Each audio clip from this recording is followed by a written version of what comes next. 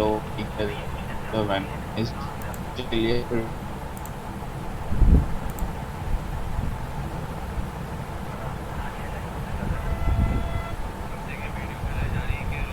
जो ना ये मिस ना कर दे। लेकिन मुझे ये कुछ परसेंटेज रेशो नज़र आ रहा था ना, वो अच्छा खासा ऐसा आ रहा था कि मुझे लग रहा था कि वो लोग ज्वाइन नहीं कर पाएंगे, जिसकी वजह से वो क्लास लेता तो वो क्लास का मतलब क्लास ही नहीं रहता। क्योंकि जो होता फिर वो मतलब संडे वाली क्लास का फायदा नहीं होता ना। फिर आज वापस जो मैं क्लास लेता वो मुझे वापस रिवाइज करवाना पड़ता। तो आई थॉट कि फिर मैंने संडे वाली क्लास इसी वेडनेसडे के जो हम डिसाइड कर रहे थे वो मैंने इसलिए कंटिन्यू किया। चले, अच्छा सबसे पहले तो मुझे अभी एक कब लेंगे? वो इंशाल्लाह कर देंगे। अब जब आज ही डिस्कस कर लेते हैं क्लास के एंड में, ताकि सारे एक साथ। अच्छा आप मुझे ओके सिर्फ ये बता दो। अस्सलाम आप। वालेकुम सर। वालेकुम अस्सलाम। सर कुछ क्वेश्चंस हैं वो बाद में आपसे पूछूं? हाँ हाँ बिल्कुल, बाद में पूछेगा क्योंकि अभी क्लास थोड़ी स्टार्ट कर लेते हैं उसके अच्छा बाद अभी फिर। स्टार्ट किया आपने, मैं लेट ज्वाइन हुआ। नहीं नहीं, अभी अभी just starting. Okay thank you. अच्छा सबसे पहले तो मुझे सब ये बता दें कि आप लोगों में से कितने लोगों ने अभी तक AWS के ऊपर अकाउंट नहीं बनाया। मुझे ये तो है कि काफी लोगों ने बना लिया, लेकिन अभी तक मैं पूछना चाह रहा हूँ, अगर जिन्होंने नहीं बनाया तो उनको प्रॉब्लम क्या फेस आ रही है ये पता चल जाए, ताकि मुझे पता चले कि ये प्रॉब्लम की वजह से नहीं बनाया। हमारे सर। जी वालेकुम सलाम। सर मैंने जब अकाउंट खोला है तो अपना अकाउंट खोलने की कोशिश की है, लेकिन उसमें मैसेज ईमेल का रिप्लाई नहीं आ रहा है। जब जो बात कर। OPT आने हैं वो नहीं आता। मैंने अच्छा काफी दफा ट्राई की है। अपना ईमेल चेक करें, ईमेल का ये स्पेलिंग स्पैम चेक में तो है। करें। मैंने ईमेल स्पैम में भी नहीं आता ऑलरेडी।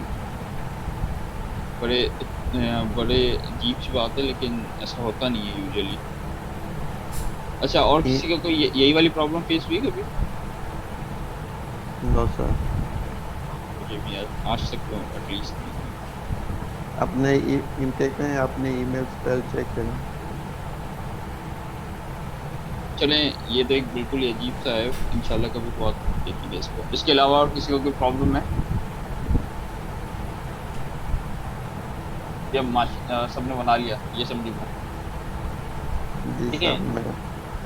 अच्छी बात है अगर सबने बना लिया भी है कहूँगा, क्योंकि जब तक आप लोग प्रैक्टिस नहीं करेंगे, और वैसे ही फ्री में है ना यार, मैं तो ये कहता हूँ कि अभी तो आप पैसे लग ही नहीं रहा है, सीखने के लिए फ्री में मिल रहा है तो आपको क्या चाहिए। ओके सर चले। क्वेश्चन है, हाँ जी जी बोले। ये जो हम इंस्टेंस बनाते हैं तो ये रूट अकाउंट के थ्रू बनाते हैं या कि जो यूज़र क्रिएट किया हुआ वो उसके थ्रू बनाते हैं? सॉरी किसकी बात कर। This meeting is being recorded. Sorry किस सवाल वापस रिपीट कीजिएगा। सर ये जो इंस्टेंस बनाते हैं हाँ हाँ हाँ हाँ। EC2 पे, EC2 का यस। तो ये रूट अकाउंट से बनाते हैं या कि यूज़र जो क्रिएट किया होता है एडमिन का यूज़र हाँ जो हाँ, क्रिएट एडमिन किया वाले अकाउंट से बनाए ना, रूट अकाउंट से नहीं बनाए। रूट अकाउंट तो सिर्फ आप समझ लें एक दफ़ा इसको ऐसे समझिए कि रूट अकाउंट हमारे पास आया है, उससे हमें सिर्फ एक एडमिन यूज़र बनाना है। उसके बाद फिर जी हमें एडमिन यूज़र ही यूज़ करना है, रूट यूज़र नहीं यूज़ करना। ठीक। फिर हम उसी एडमिन यूज़र से दूसरे यूज़र्स बना के परमिशंस देते जाएंगे जो आपको देंगे। ठीक है, जी। अच्छा ऐसा और करना सर चाहिए। जब इंस्टेंस वो टर्मिनेट करते हैं वो उसमें हम्म। मैसेज आता है कि वो हमारी स्पेस भी जो वो उसको भी हाँ टर्मिनेट कर हाँ हाँ हाँ कर हाँ।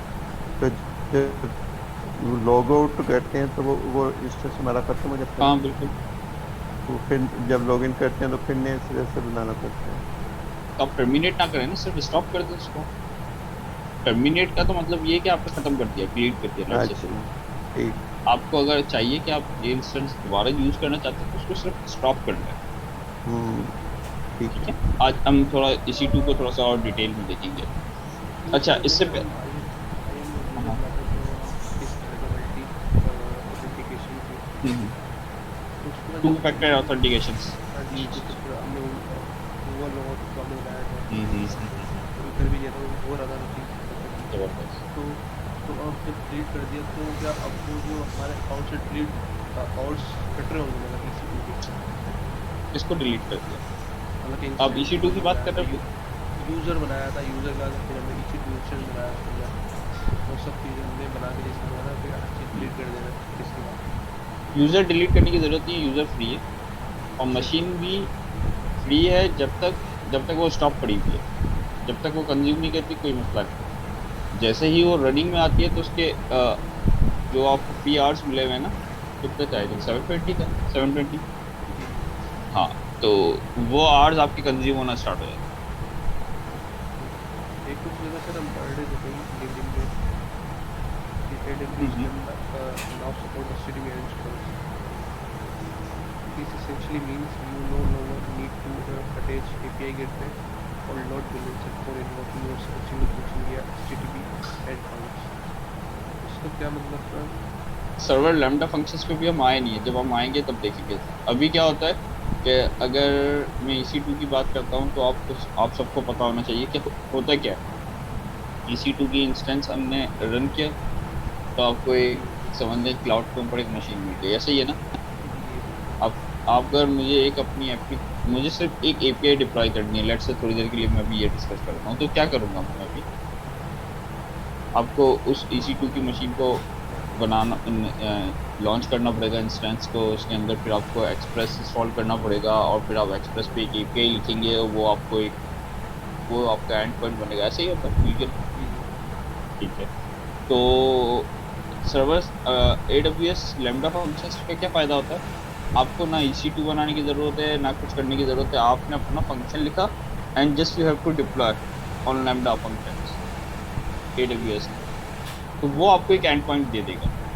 तो अब फ़ायदा ये हुआ कि अब आपको मशीन से नहीं खेलने की ज़रूरत। अब एक और मसला भी है, अब मैं कहता हूँ कि ना क्या करूँ इसको,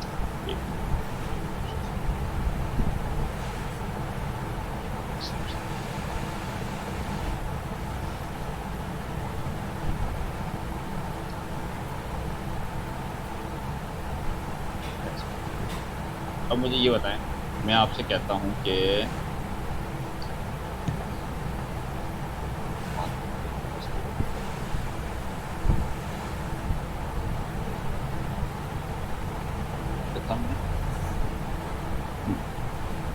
EC2 की एक मशीन है, अभी हमने ले लिया T2, ठीक है, T2 माइक्रो, जो छोटी सी मशीन है। अब मैं सपोज करता हूँ उसमें वही 1 GB रैम है और जो हार्ड ड्राइव है स्पेसिफिकेशन आपको पता है, तो मैं उसकी डिस्कशन पे नहीं आता। अभी मैं कहता हूँ कि यार मैंने एक API वहाँ पे बना लिया एक्सप्रेस पे, ये अभी हम रफ सपोज करते हैं कि ये 1000 यूज़र्स को सपोर्ट करती है, ठीक है, यानी 1000 API हिट होगी, यूज़र्स का मतलब API ही मेरे केस पे 1000 हिट्स को सपोर्ट। अगर ये 1000 हिट से बढ़ जाए तो क्या होगा, अब क्योंकि इसकी मिसाल इस तरीके से आप ले लें, दराज की एप्लीकेशन होती है, दराज वेबसाइट, ठीक है, जब तक नॉर्मल डेज के अंदर तो कोई मसला नहीं है, लेकिन जब ये कोई क्या निकालता है, सेल निकालता है, तो क्या होता है, मिलियंस ऑफ यूजर्स और हिट हो गए ना, सही, अटैक नहीं कह सकते, हिट करेंगे, हाँ हिट्स करेंगे, सही। तो अभी मैं यही समझता हूँ कि इसी को लेकर के दराज पे मैंने EC2 के ऊपर मेरी API मैंने रखी हुई है, अब ये हो गए 1000 हिट डेली के आते हैं इस पर अप्रॉक्स, लेकिन जब मैं सेल करता हूँ तो ये मल्टीप्लाई बाय हो जाते हैं कितने, 10। इसका क्या मतलब हुआ, तो 1 लाख के करीब नहीं मतलब कैलकुलेशन की बात नहीं कर रहा, मतलब अब ये सोचे थोड़ा सा कि आपकी एक मशीन सिर्फ 1000 API को हिट कर, मतलब 1000 API संभाल सकती है, रिक्वेस्ट संभाल सकती है, लेकिन अगर मैं उसको मल्टीप्लाई बाय 10 कर दूँ तो क्या हो गया इसका मतलब, लोड आगे से ब्रेक, हाँ बहुत कुछ हो सकता है, आपका सर्वर डाउन हो सकता है, जैसे दराज का हुआ भी था, अगर आप लोगों को पता हो, जब उसने पहली सेल निकाली थी तो उसका सर्वर डाउन हुआ था। तो अगर मैं थोड़ी EC2 के हवाले से सोचे यहाँ पे आप, ठीक है, तो इसका मतलब ये हुआ कि अगर EC2 की मैं टॉप मशीन पे खड़ा हुआ हूँ अभी, जो भी इसकी टॉप मशीन है, और मैं कहता हूँ कि यार ये टॉप मशीन अभी 1000 हिट्स को सपोर्ट कर सकती है, तो क्या मतलब हुआ इसका, अगर मैं कहता हूँ कि ये मल्टीप्लाई बाई 10 हो गई, तो इसका मतलब यह होगा कि आपको EC2 कितने खड़े करने पड़ेंगे, मल्टीप्लाई बाई 10। सही कह रहा हूँ या गलत कह रहा हूँ? कैलकुलेशन अभी तो मैं रफ मतलब जो मैथ्स की कैलकुलेशन वो बता रहा हूँ आपको, क्या ऐसा ही होगा? Yes. तो अब क्या किया जाए, सवाल ये।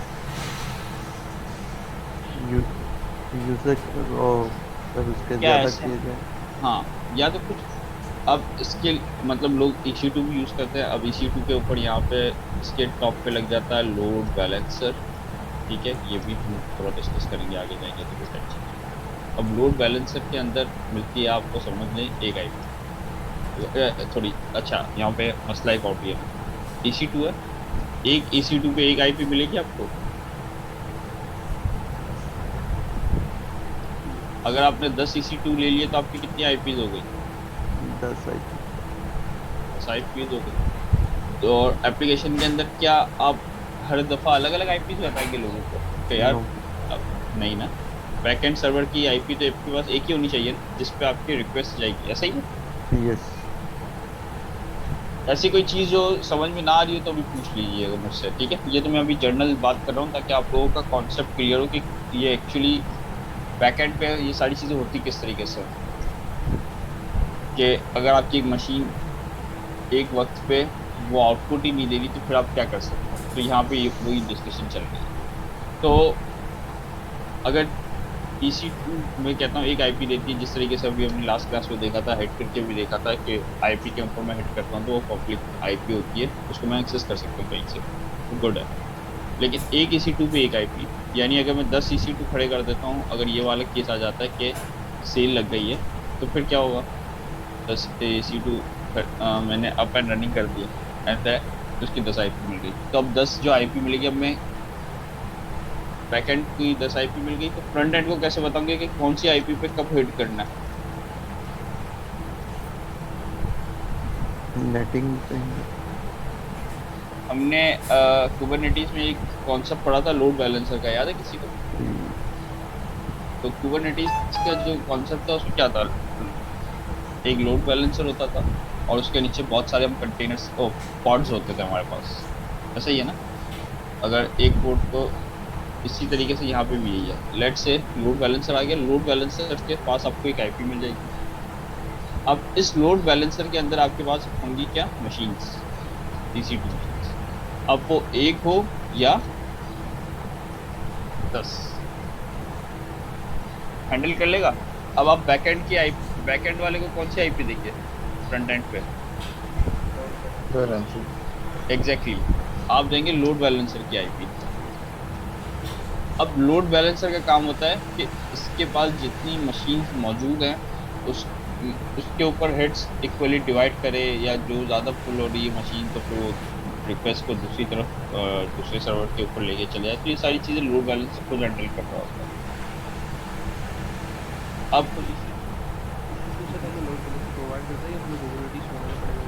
नहीं, EC2 मतलब AWS के अंदर ये फैसिलिटी मौजूद है ऑलरेडी, तो हमें इस चीज़ की टेंशन लेने की ज़रूरत नहीं। खैर एक जनरल बात कर रहा हूँ अभी। तो क्या अब ये थोड़ा सा आपको ये लग रहा है कि ये वाला थोड़ा सा मसला सॉल्व हुआ काफ़ी हद तक?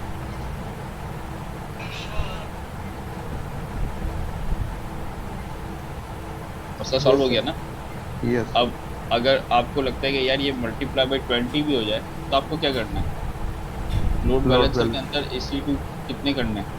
20 EC2 20. ठीक है, ये ऑटोमेटिक भी होता है, यहाँ पे हम ऑटो स्केलिंग भी कर सकते हैं कि भाई जब रिक्वेस्ट आए तो ये कुछ कर दें, तो ये पॉसिबिलिटी है हमारे पास। खैर देखेंगे इसको। अब जो सवाल है आप लोग पढ़ के आइएगा, क्योंकि हम लोग पढ़ेंगे इंशाल्लाह, ये तो हमारी क्लास का टॉपिक भी है, लैम्डा फंक्शंस।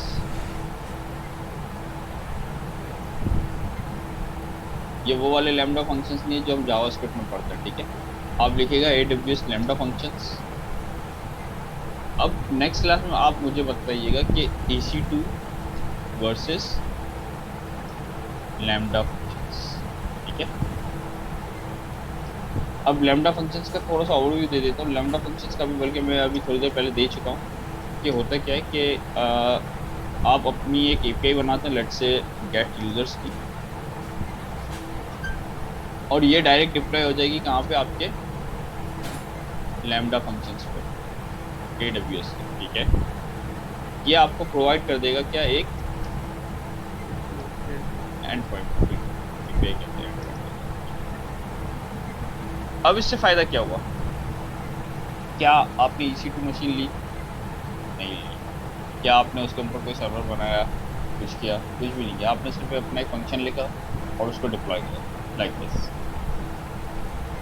अब इसमें खुसूसियत ये है कि इसमें जितने हिट्स होंगी ये खुद ही इसको हैंडल कर रहा होगा, और जो आपको चार्जेस होंगे वो हिट्स के हिसाब से हो रहे होंगे, ना कि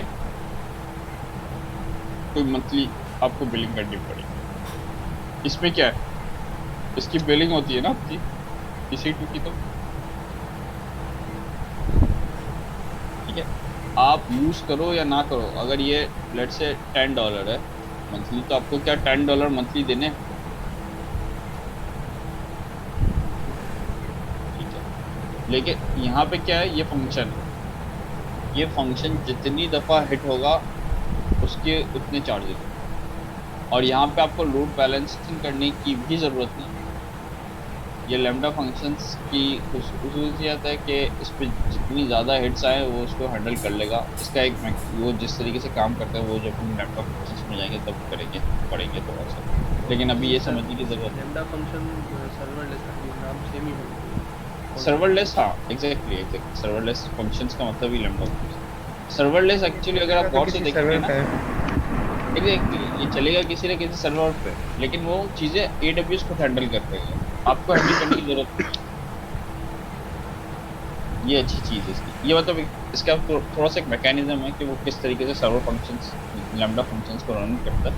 वो हम फिर इंशाल्लाह जब लैम्डा फंक्शंस पाएंगे तब देखेंगे, लेकिन अभी यही है कि सारी चीज़ें AWS को हैंडल कर रहा है, आपको एंड पॉइंट दे रहा है, वो चलाएगा खुद किसी भी सर्वर पे, आपको उससे टेंशन लेने की जरूरत नहीं। वो कह रहा भाई जितने हिट होगी आपके पास है।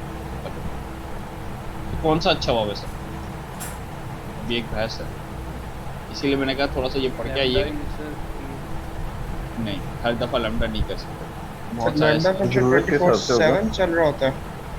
सॉरी, लैम्डा फंक्शन 24/7 चल रहा है। हाँ बिल्कुल बिल्कुल।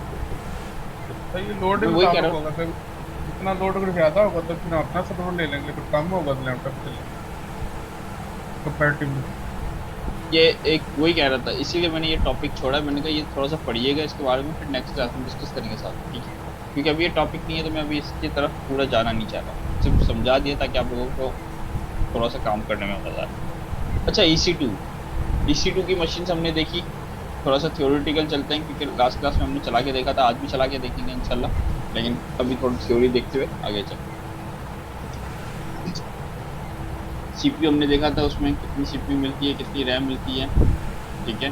फ्री वाले वर्जन के अंदर ऑपरेटिंग सिस्टम हम कोई भी सिलेक्ट कर सकते हैं, वो भी हम देखते हैं आज थोड़ा सा और डिटेल के अंदर। स्टोरेज हम इसके साथ अटैच कर सकते हैं, इसके साथ नेटवर्क कार्ड आता है डेफिनेटली, जिस नेटवर्क कार्ड होगा तो उसी की वजह से आपको एक पब्लिक IP मिलती है। सिक्योरिटी ग्रुप्स क्या हैं, जल्दी से बता दें कोई। फायरवॉल सर वो ग्रुप बना देते हैं रूल्स का, फायरवॉल रूल्स का। यस, क्योंकि अगर आप सिक्योरिटी रूल्स नहीं बताएंगे तो क्या होगा, कोई आपकी मशीन को एक्सेस कर सकते हैं। नहीं कर पाएगा Open एक्चुअली। ports होंगे। डिफ़ॉल्ट, हाँ डिफ़ॉल्ट जो है वो सारे बंद होते हैं, आपको ओपन करने पड़ते हैं, ठीक है। डिफ़ॉल्ट सारे के सारे बंद होते हैं, क्लोज आपको होता है। open करने पड़ते हैं। यस। अच्छा, बूटस्ट्रैप ये बड़ा अच्छा है कि जैसे ही आपका इंस्टेंस लॉन्च हो तो आपको अगर कुछ करना हो तो ये उस टाइम पे आप करवा सकते हैं, जो कि हम करके देख चुके हैं, लेकिन आज दोबारा देखने की टेंशन नहीं है। यूज़र डेटा बूटस्ट्रैप स्क्रिप्ट के अंदर ही वही है, डेटा का एक बूटस्ट्रैप स्क्रिप्ट हम यूज़र डेटा के अंदर डालते हैं। इसके अंदर आप कुछ भी काम करवा सकते हैं, लाइक कोई अपडेट करनी है, या लास्ट क्लास में हमने क्या किया था, हमने HTTP का प्रॉक्सी सर्वर इंस्टॉल किया था और अपना एक पेज रन करके देखा था, डबी ऐसे ही था ना। जी सर। दोबारा करें, लगता है याद करें। अच्छा, उसके बाद ये जब स्क्रिप्ट चलेगी ये हमेशा कौन से यूज़र्स के बिहाफ पे चलेगी? रूट यूज़र, ठीक है? ये याद रखने की ज़रूरत है। अच्छा, ये थी इंस्टेंस टाइप आपकी EC2 की। T2 micro, T2 x large, अब ये डिपेंड करता है आपको कौन सा CPU यूज़ करना है, कितनी मेमोरी यूज़ करनी है, उस हिसाब से आपके पास सारी की सारी चीज़ें होती हैं, ठीक है? आप कहते हो कि यार मुझे 16 GB की रैम चाहिए, तो डेफिनेटली आप T2 माइक्रो पे नहीं जाओगे, फिर आप कौन सी वाले पे जाओगे आप? T2 एक्स लार्ज पे जाओगे। आपको 32 GB की रैम चाहिए, प्रोसेसर ज़्यादा चाहिए, तो डेफिनेटली ये जो इसकी स्पेक्स होंगी उस हिसाब से इसके पैसे होंगे। और आपको मैंने पहले भी बता चुका, जो प्राइसिंग होती है वो क्या वेरी करती है रीजन वाइज या नहीं करती? Yes sir, very yes sir. करती है। सही है, yes sir, very good. Prices very करती है region wise. Sir 4 GB RAM चाहिए हो तो उस केस में क्या होगा? 4 GB रैम भी मिल जाएगी आप अभी ये तो मैंने डमी डाले हुए हैं। आप अगर अभी चलते हैं AWS के कंसोल पे, बल्कि चले मशीन भी बना लेते हैं आप। सर, इसके पहले लिए- सर रैम से होता क्या है? रैम से सर ये प्रोसेसिंग वगैरह करवाने के लिए। सर ये जी।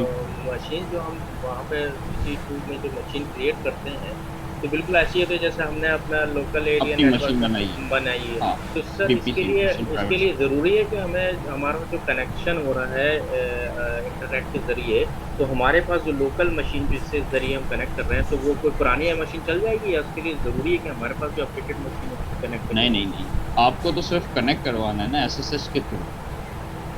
तो जैसे पुराने कंप्यूटर थे Pentium 5 और ये वो भी इस पर यूज़ हो सकते हैं क्या?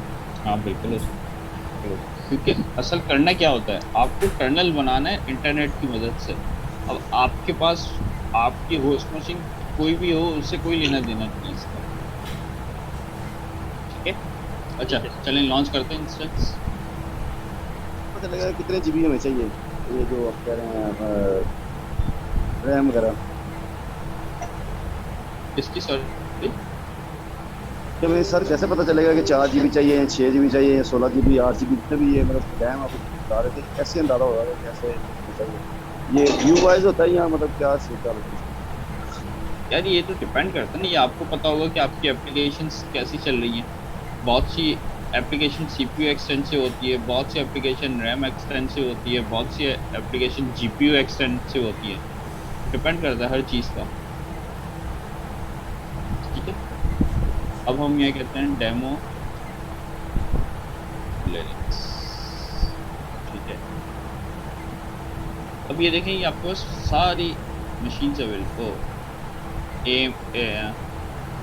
AMIs अवेलेबल हैं, जिसके अंदर आपके पास ये सारी की सारी इमेजेस मौजूद होती हैं। जैसे आपका विंडोज़ है, लिनक्स, ubuntu है, रेड हैट है, ये देखते हैं आपके पास सारी की सारी, ठीक है? तो पायरेटेड विंडो हो सकती है?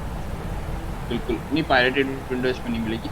डायरेक्ट डेफिनेटली जो है आप चूज़ करते हैं AMI, तो इसके अंदर पैसे भी होते हैं इसके। ऐसा ये फ्री है। अब जैसे ये मैक OS है, अगर आप मैक OS ले रहे हैं या कुछ भी ले रहे हैं, तो जिसमें फ्री ट्रायल में लिखा हुआ है एलिजिबल, तो ये फ्री है। अब ये फ्री है AWS की इमेज, 64 बिट भी है, और मतलब x68 इसके वो आर्किटेक्चर हैं, आप जो चूज़ करेंगे वो मिल जाएगा। और ये देखिए मैक OS, और इन सब के फिर प्राइसेस हैं, ये फ्री नहीं होंगे। बहुत सी इमेजेस फ्री हैं, बहुत सी इमेजेस फ्री नहीं होंगी। इसमें जो विंडोज़ है डेफिनेटली आपको फ्री नहीं मिलेगा, लेकिन अगर आप विंडोज़ का, जैसे आपकी विंडोज़ की .NET की एप्लीकेशन है, उसके लिए IIS सर्वर चाहिए होता है, तो वो विंडोज़ की इमेज IIS सर्वर की मौजूद है, टू बी वेरी स्पेसिफिक, और वो फ्री है। तो इस तरीके से आपके पास ये देखिए, कुछ फ्री है, कुछ पेड। जैसे ये इमेजेस फ्री लाइफ टाइम होंगे या 1 ईयर के लिए फ्री होंगे, क्या है इसका? ये तो फ्री है। आप इमेज है ना, ये तो आप इमेज जितनी दफ़ा यूज़ करना चाहें आप करें, ये फ्री है, इस पे मसला। तो ये जो विंडोज़ की इमेजेस फ्री हैं उनमें मतलब लाइसेंस फिर भी हमें देना पड़ेगा, तो विंडोज़ का लाइसेंस? अब विंडोज़ के लाइसेंस के अंदर दो चीज़ें हैं। ये कहता है कि आप वो आपको खुद भी दे सकता है, या आप खुद भी आपके पास कोई विंडोज़ पे ऑलरेडी लाइसेंस वाली पड़ी हुई तो आप वो यूज़ करना चाहें तो आप खुद भी यूज़ कर सकते हैं। मतलब है कि इमेज फ्री है लेकिन पे फिर भी हमें करना पड़ेगा लाइसेंस के लिए। लाइसेंस असल पैसे ही लाइसेंस के लिए ले रहा है ना वो आपसे, और किस चीज़ के लिए? नहीं नहीं, वो वहाँ पे फ्री टीयर जो लिखा हुआ है मतलब एक्चुअल में फिर भी वो फ्री तो नहीं हुई। फ्री, हाँ डेफिनेटली वो मतलब वो कंप्लीट नहीं होगी ना। अब इसके अंदर टू बी वेरी स्पेसिफिक कुछ ना कुछ पोर्शंस होंगे, कंप्लीट विंडोज़ नहीं होगी कि अगर आप चाहे कि आप सारी चीज़ें यूज़ करें। हाँ अगर आपको बेस में एक्चुअली टर्मिनल मिल जाता है आपको विंडोज़ का इस तरीके से, तो हम सिलेक्ट कर लेते हैं। चले ये इसमें बहुत सारी इमेजेस इस तरीके से मौजूद है आपके पास।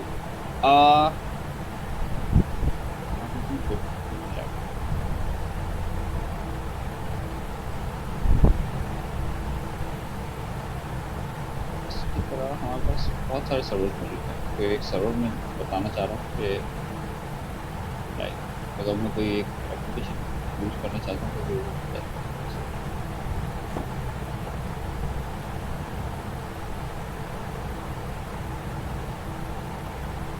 यहाँ पे चेक लगा दिया फ्री होंगे तो सारे फ्री होंगे आ गया। लिनक्स कैटेगरीज मौजूद हैं आपके पास। ये इसकी मार्केट प्लेस है, तो मार्केट सर ये जो प्लेस हम मशीन बनाते हैं, सॉरी सर बीच में, मशीन हमने जो बनाई है ये बनाना फ्री होगा या इसको बना के हमने रख लिया है तो फ्री रहेगा या उसकी चार्जेस शुरू हो जाएगा एक साल आप के रन बाद? आप रन करेंगे तो वो चार्ज करता है आपको। अब ये देखें जो अभी हम थोड़ी देर पहले बात कर रहे थे, ये भरा पड़ा हुआ है यहाँ से, ठीक है। T1 माइक्रो जिसमें ये देखें इसकी कुछ भी नहीं है, आई थिंक 0.6 GB की मेमोरी मिल रही है। ये है T2 माइक्रो, तो T2 माइक्रो है हमारे पास, वो फ्री है, ठीक है। इसके अलावा सारे के सारे चार्ज हैं। वैसे यहाँ पे पहले फ्री लिखा हुआ भी आता था, अभी नज़र नहीं आ रहा मुझे। आई थिंक इनका कंसोल भी अपडेट हुआ। T2 स्मॉल है, ठीक है। और ये देखें आपको कौन सी GB की रैम चाहिए। अभी हम बात कर रहे थे 4 GB के लिए आपको इस पे जाना पड़ेगा, और फिर 16 GB 32 GB इस तरीके से। ये देखें 60 GB 30 GB। तो ये जिस तरीके से जा रही है उस तरीके से इसकी प्राइसिंग, और इसकी प्राइसिंग हम कैसे पता चलती है इसकी प्राइसिंग? सर हम कस्टम नहीं बता सकते स्पेक्स, लाइक अगर मुझे 4 CPU के साथ 4 GB रैम चाहिए। बता सकते पॉसिबिलिटी, ठीक है। उसके लिए आप उसको कस्टम अपनी मशीन में बता सकते हैं कि मुझे ये नहीं ये चाहिए, लेकिन डेफिनेटली उसके उस हिसाब से प्राइसिंग है। Okay sir, thank you. अच्छा, तो हमने ये T2 माइक्रो सेलेक्ट कर लिया, हमने ये हो गया, इमेज सेलेक्ट कर ली। की एंड पेयर डेफिनेटली अगर आप चाहते हैं कोई लेबल वेबल देना तो की पेयर, सॉरी ये उसके लॉगिन के लिए। अब आपके पास मैंने शायद पहले 2 बनाए थे, लेकिन अब मुझे याद नहीं है या कहाँ गई इसकी वो। ये संभाल के रखना पड़ता है, याद है ना आपको स्पैम फाइल्स इसकी सिक्योरिटी फाइल्स जो होती है ना, ये आपको संभाल के रखनी पड़ती है। ये जब हम की पेयर बनाते हैं, क्रिएट करेंगे, तो यहाँ से एक की पेयर बनेगी आपकी। ये इसकी मदद से ही आप इस मशीन को एक्सेस कर सकते हैं। इसमें वो नहीं होता आईडी और पासवर्ड काइंड ऑफ थिंग, इसमें मशीन को आपको ये सर्टिफिकेट देना पड़ता है, ठीक। तो आई थिंक मैं बना लेता हूँ, मेरे को शायद प्रोग्राम में होगा तो कोई। ये लोड कैसे आइडेंटिफाई करेंगे? सॉरी, लोड आइडेंटिफाई कैसे करेंगे? लोड आइडेंटिफाई ये आपकी एप्लीकेशन बताती है दोस्त। जैसे अगर आपने कोई डेटाबेस का सर्वर बना दिया EC2 के ऊपर, तो डेटाबेस अगर ज़्यादा हिट्स नहीं है तो ठीक है, लेकिन जब ज़्यादा डेटाबेस के अंदर हिट्स आती है तो रीड और राइट होता है उसके अंदर ना ज़्यादा। तो आपको ये देखना पड़ता है कि फिर कौन सी मशीन ज़्यादा बेहतर है, कौन सा स्टोरेज ज़्यादा बेहतर है इसके लिए। क्योंकि हार्डवेयर जब हम उसकी बात करते हैं, रीड एंड राइट की, इनपुट और आउटपुट की, तो वो भी आपको पता होगा कि नॉर्मल आपकी मशीन्स के अंदर भी ये इफेक्ट करती है। अगर आपके पास नॉर्मल हार्ड ड्राइव लगी हुई हो तो उसका इनपुट और आउटपुट यानी राइट और रीड स्लो होता है। अगर आपके पास SSD लगी हुई हो तो वो थोड़ी सी फास्ट होती है, ठीक है ना। तो ये वही वाली चीज़ है। तो ये सारी चीज़ें डेफिनेटली आपको बाय द टाइम आपको सारी चीज़ें पता चलेगी कि आपकी एप्लीकेशन कितना लोड ले रही है। हो सकता है कि आपने कोई एक होती है ना नॉर्मल एपीआईज होती हैं कि डेटाबेस से डेटा लिया और आपको दे दिया, तो वो ठीक है, नॉट इतनी एक्सटेंसिव नहीं है। लेकिन बहुत सी ऐसी होती है प्रोसेसिंग के लिए, जैसे हम पाइथन वगैरह के लिए यूज़ करते हैं, डेटा साइंस वगैरह के लिए, कि आपने एक बैच में पूरा डेटा उठाया, लाखों रिकॉर्ड्स होते हैं, फिर आप उसको मॉडिफाई करते हैं, तो डेफिनेटली टेक्स सम टाइम ना। अब उसके लिए बहुत सारी चीज़ें हैं, वो सीपीयू पे भी लोड करता है, तो लोग उसके लिए जीपीयू डाल देते हैं ताकि सीपीयू पे ज़्यादा लोड ना हो, जीपीयू पे रन टाइम पे लोड होकर निकल जाए। तो ये एक कॉन्सेप्ट है पूरा, ये थोड़ा सा देखिए। AWS पे मॉनिटर कैसे करेंगे? AWS के ऊपर मॉनिटर हम कर सकते हैं, क्लाउड वॉच के अंदर इसकी पूरी वो मिलती है, देखेंगे हम क्लाउड वॉच के ऊपर। जैसे हम टॉप की कमांड चला के देख सकते हैं। वो तो सीपीयू के अंदर आपको पता चलेगा ना जब मशीन के, लेकिन आप मशीन की पूरी स्टैटिक्स आप देख सकते हो। क्लाउड वॉच के अंदर आपको ग्राफ्स नज़र आ रहे होते हैं कि भाई कौन सा क्या चल रहा है, सारी हो जाएगा, तो देखेंगे इंशाल्लाह से। ठीक है, हमने ले लिया। अब ये देखें हम लोग किससे करेंगे, SSH से करेंगे या पुटी से करेंगे, ये दोनों हैं इसके अंदर। ठीक है, SSH का मतलब ये है कि विंडोज़ आई थिंक जो 10 या 11 आया है उसके अंदर भी SSH की सपोर्ट है, लिनक्स में भी SSH की सपोर्ट है, मैक में भी SSH की सपोर्ट है। विंडोज़ के अंदर SSH की सपोर्ट नहीं थी, विंडोज़ 7 के अंदर, XP के अंदर, तो उसके लिए हमें क्लाइंट यूज़ करना पड़ता था जिसका नाम क्या है पुटी के लिए, फिर हमें .ppk की फाइल चाहिए। तो अभी हम यही ले लेते हैं क्योंकि हमें यही यूज़ करना है। कीपैड के टाइप पे कौन सा आप यूज़ करना चाहते हैं सिक्योरिटी वाइज, तो हम ये देख लेते हैं नॉर्मल सा तो बना लेते हैं सर्वर की। अब ये डाउनलोड हो गया फिर पास वेब सर्वर डैश पे याद रखिएगा। ठीक है, अब थोड़ा ये नेटवर्किंग के लिए आ गया, ये कह रहे हैं कि भाई क्या SSH सब जगह से अलाउ करवाना है। हमने कहा हाँ भाई सब जगह से, क्योंकि अभी इसको एक्सेस करना है। या अगर आपकी कोई आपका जो IP होता है पब्लिक IP, अगर आपको लगता है कि वो आपका पब्लिक IP स्टैटिक है, चेंज नहीं हो रहा, तो फिर आप अपना IP भी ले सकते हो कि यार सिर्फ आप ही यूज़ कर सकते हो, इसके अलावा आपके अलावा कोई मशीन यूज़ ना कर सके। आपने कभी देखा होगा बहुत सारे एप्लीकेशन जब हम बनाते हैं तो कभी कभार जो सामने वाला या माइक यूज करने को सब, तो जो दूसरा जो एडमिन होता है वो आपसे आपकी IP पूछता है। वो आपसे IP इसलिए पूछता है क्योंकि वो आपकी IP को वो अपने पास मतलब कहीं ना कहीं रजिस्टर करवाएगा ताकि आप भी यूज़ कर सको डेटाबेस वगैरह को, और कोई यूज़ ना कर सके अगर ऐसा है। अच्छा भी होता है। हाँ, वाइट लिस्ट भी कह सकते हैं, और दूसरा ये भी कह सकते हैं कि आपके अलावा और कोई एक्सेस ना कर सकते।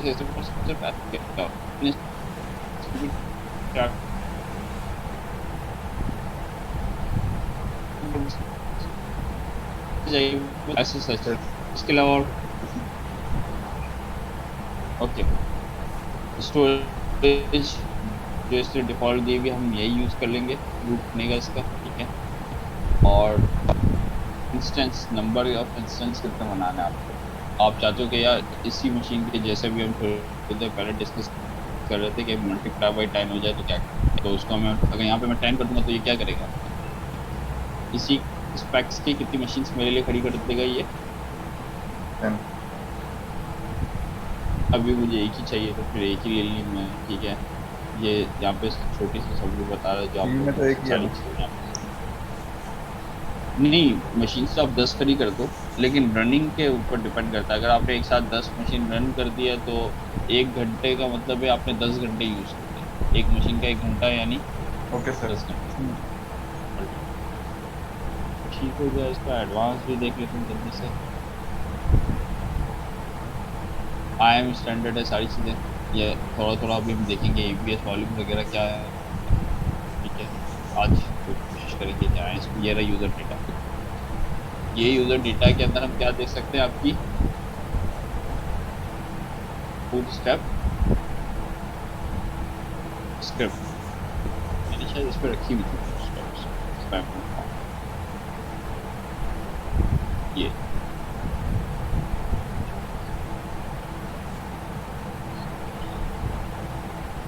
इसको याद है, इस पर थी ना आई एम नॉट रॉन्ग।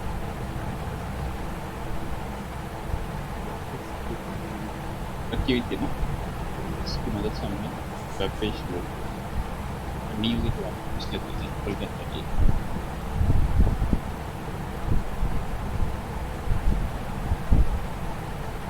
मैंने लिए तो दोबारा कर लो ताकि बहुत सारी पेज पर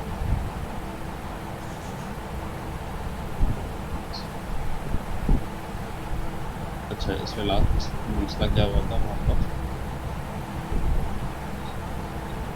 अच्छा यहाँ पे ये बताना ज़रूरी होती है पहली लाइन फ्रेश स्क्रिप्ट बनाना है और उसके बाद फिर आप जो नॉर्मल कमांड्स चलाते हैं वो बता देंगे। ठीक है, अभी हमने क्या किया भाई, इसको अपडेट करो। अपडेट करने के बाद HTTP जो हमारे अपाचे का सर्वर है हमने वो इंस्टॉल किया, उसको स्टार्ट कर दिया। अनेबल इसलिए किया क्योंकि जब भी मशीन स्टार्ट हो ताकि ये हमेशा अनेबल हो। अगर मैं ये नहीं करूँगा तो अभी जब होगा तब स्टार्ट मिलेगा, लेकिन जब आप रीस्टार्ट करेंगे तब आपको आपका अपाचे सर्वर स्टार्ट मिलेगा। अनेबल करके ताकि ये हमेशा रीस्टार्ट के ऊपर आपको स्टार्ट सर्विस मिले। जैसे हम कहते हैं ना, बहुत सी एप्लीकेशन होती है जो लॉगिन के बाद आप चाहते हो कि यार आपके डेस्कटॉप के अंदर आ जाए, उस टाइप की चीज़ शायद पता ही होगा आप लोगों को पहले। तो ये मैंने एक कमांड डाल दी है हेलो वर्ड करके, और ये इसका पाथ होता है अपाची सर्वर का। यहाँ पे अगर आपको आपकी वेबसाइट है तो आप HTML यहाँ पे पेस्ट कर दो, इसमें HTML आपको आ रही है तो आप सर्वर नज़र आ जाएगी इसके अंदर। लेकिन ये करने से पहले आपको एक और चीज़ करनी पड़ेगी। क्या करनी पड़ेगी, यहाँ पे एक HTTP का अलाउ करवाना पड़ेगा, लेकिन अभी मैं अलाउ जानबूझ के नहीं करवा रहा ताकि हम देखें क्या एरर क्या आते क्या। ठीक है, चलो इसको लॉन्च कर लो जल्दी से। अगर आपने गौर से देखा तो हम लास्ट क्लास में जब थे, लास्ट क्लास में थोड़ा सा जब हम लॉन्च इंस्टेंस बनाने जाते थे तो यहाँ पे आपके पास डिफरेंट टाइप से आपके पास चल रहा होता था, स्टेप पर जा रहे होते थे, याद है इसी को हम नेक्स्ट करके आगे जा रहे थे। लेकिन अभी इस दफ़ा देखिए आपके सामने लॉन्चर ठीक करते हैं।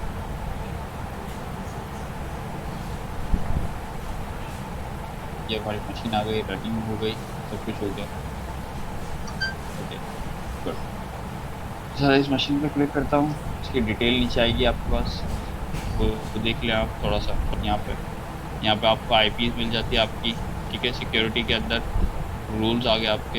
यहाँ पे आपने बताया हुआ कि सिर्फ SSH अभी अलाउ है तो मैं इसको सिर्फ SSH ही कर सकता हूँ। उसका SSH करके देखते हैं। SSH करने के लिए मुझे चाहिए होगी इसकी पब्लिक IP, वो यही। ठीक है,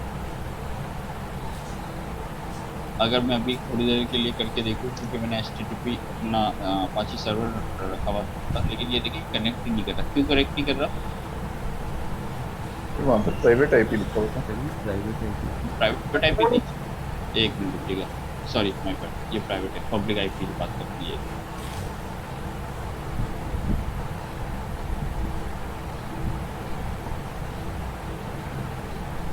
अच्छा जी, ये देखिए ये नहीं कर रहा है। क्यों नहीं कर रहा? क्योंकि ब्राउज़र से रिक्वेस्ट जा रही है कौन सी पोर्ट के ऊपर? HTTP तो 80 पोर्ट के ऊपर। कौन सी पोर्ट के ऊपर रिक्वेस्ट जा रही है? यहाँ से 80 पोर्ट पे, डिफॉल्ट 80 पोर्ट पे रिक्वेस्ट जाती है। क्या अभी हमने सिक्योरिटी ग्रुप के अंदर 80 पोर्ट को अलाउ किया हुआ है? नहीं किया। ठीक है, तो जिसकी वजह से अभी तक हम उसको एक्सेस नहीं। ठीक है, पहली बात ये तो एक चीज़ क्लियर हो गई। अब हम एक्सेस करते हैं इसी को SSH के थ्रू। कैसे SSH के थ्रू? इस इंस्टेंस हम 3 तरीक़ों से एक्सेस कर सकते हैं। ठीक है, कौन कौन से तरीके ये देखते हैं। एक तो है EC2 इंस्टेंस कनेक्ट, ये रहा IP के थ्रू। यहाँ से अगर आप कनेक्ट करोगे तो ये डायरेक्ट आपको टर्मिनल के ऊपर लेके चले आएगा। कौन सा टर्मिनल? AWS कंसोल के अंदर एक टर्मिनल आएगा। ठीक है, अब ये भी डिपेंड करता है, बहुत से रीजन्स के ऊपर ये अवेलेबिलिटी नहीं होती है, लेकिन इस पे है तो हम चेक कर सकते हैं। एक मिनट देख लेना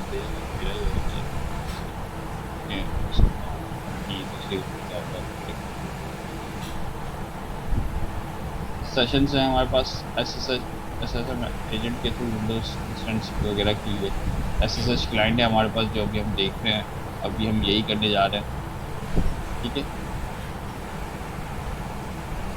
तो उसको करने का तरीका ये देखिए क्या है, SSH क्लाइंट ओपन करना है, की फाइल आपको बतानी है, इस तरीके से मेरे केस में ये वाली फाइल है, और इस वाली जो फाइल है आपको पैम फाइल को परमिशन कौन सी देनी है आपको 400, ठीक है। और कनेक्ट करने के लिए ये इसका पब्लिक DNS है, ये इसकी एग्जांपल दी हुई है, SSH I पैम फाइल देनी है, एंड देन आपका इंस्टेंस यूज़र देना पड़ेगा जो कि डिफ़ॉल्ट होता है हर हमेशा आपका इंस्टेंस बनेगा तो EC2 user @ EC2 user @ and then IP या तो फिर पब्लिक DNS जो यहाँ पे दिया करके देख लेते हैं। पहले मैं यही वाला पूरा कॉपी कर लेता हूँ।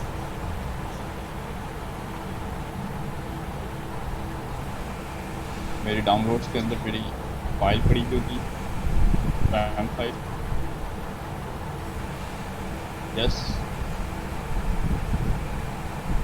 मना कर रहा है, क्यों मना कर रहा है, क्या लिखा हुआ आ रहा है?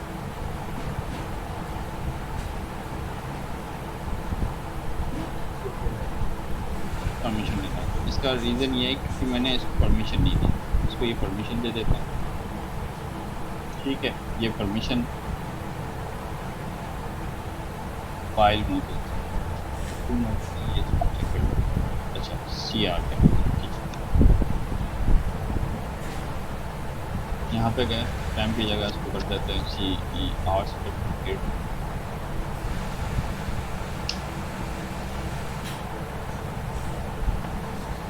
ठीक है। ये चले गया। अब मैं ये कहाँ पे खड़ा हुआ हूँ,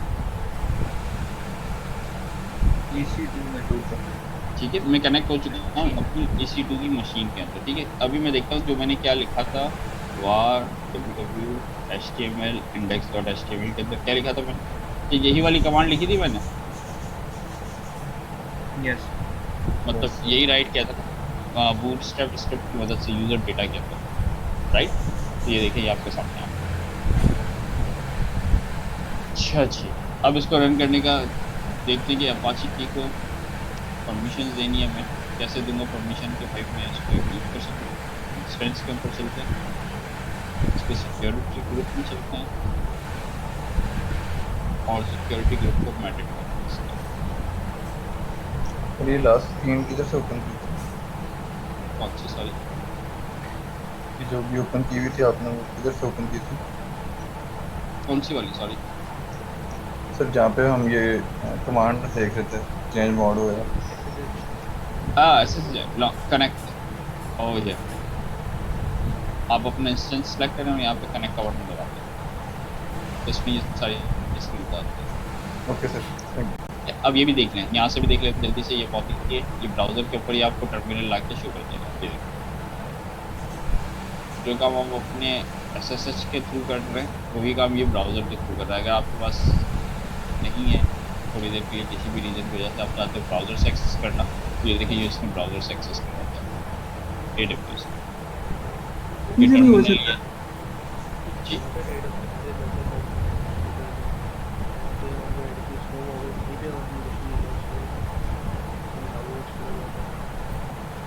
हाँ डेफिनेटली, जहाँ पे आपकी वो वाली फाइल पड़ी होगी ना, सर्टिफिकेट पड़ा हुआ होगा कीप केयर। तो ठीक है, मींस सिक्योर नहीं है ऐसे ब्राउज़र से ओपन करना। ये सिक्योर है ना, ये आईडी पासवर्ड आपका होगा तो ही आपको एक्सेस दे रहा है, वरना तो वो करने ही नहीं देता। आईडी पासवर्ड आपने डाला इसमें? आईडी पासवर्ड यानी आप लॉगिन हुए ना AWS के कंसोल पर, आपके पास परमिशन है, आप एडमिन है, तो आप ये सारे काम कर सकते हैं। पुटी से आप लॉग आउट करेंगे तो ये नहीं चलेगा फिर? नहीं चलेगा डेफिनेटली। Okay sir. अब हम आते हैं इंस्टेंसेस के ऊपर, यहाँ पे आए देखिए ये यहाँ पे बहुत सारी चीज़ें आपको बता हुआ था, ये सारी चीज़ें आप देख लिया करते हैं। यहीं पे भी आपका IP4 बता दिया, DNS बता दिया, अवेलेबिलिटी जोन बता दिया कि ये कौन से जोन के अंदर आपकी एप्लीकेशन इंस्टॉल हुई है। मेरी हुई है US East 20, ये ज़रा देख लीजिएगा, ठीक है। ये सारी चीज़ें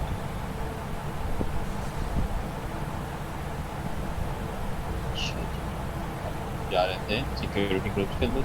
सिक्योरिटी ग्रुप के अंदर चलते हैं। हमारी जो मशीन है आई थिंक ये वाली है, यहाँ से भी दे हमारा सिक्योरिटी ग्रुप आईडी क्या है FE386, ठीक है। हाँ तो इसका डायरेक्ट एडिट का ऑप्शन होता है क्या ना उसकी वही चीज़। चलो टॉप लेफ्ट पे ऑप्शन है, वही चेंज करने का। यहाँ पर टॉप लेफ्ट जो न्यू EC2 एक्सपीरियंस लिखा होता है यहाँ इससे भी ऊपर तो सर वो जो बटन लगा हुआ है न्यू EC2 एक्सपीरियंस का।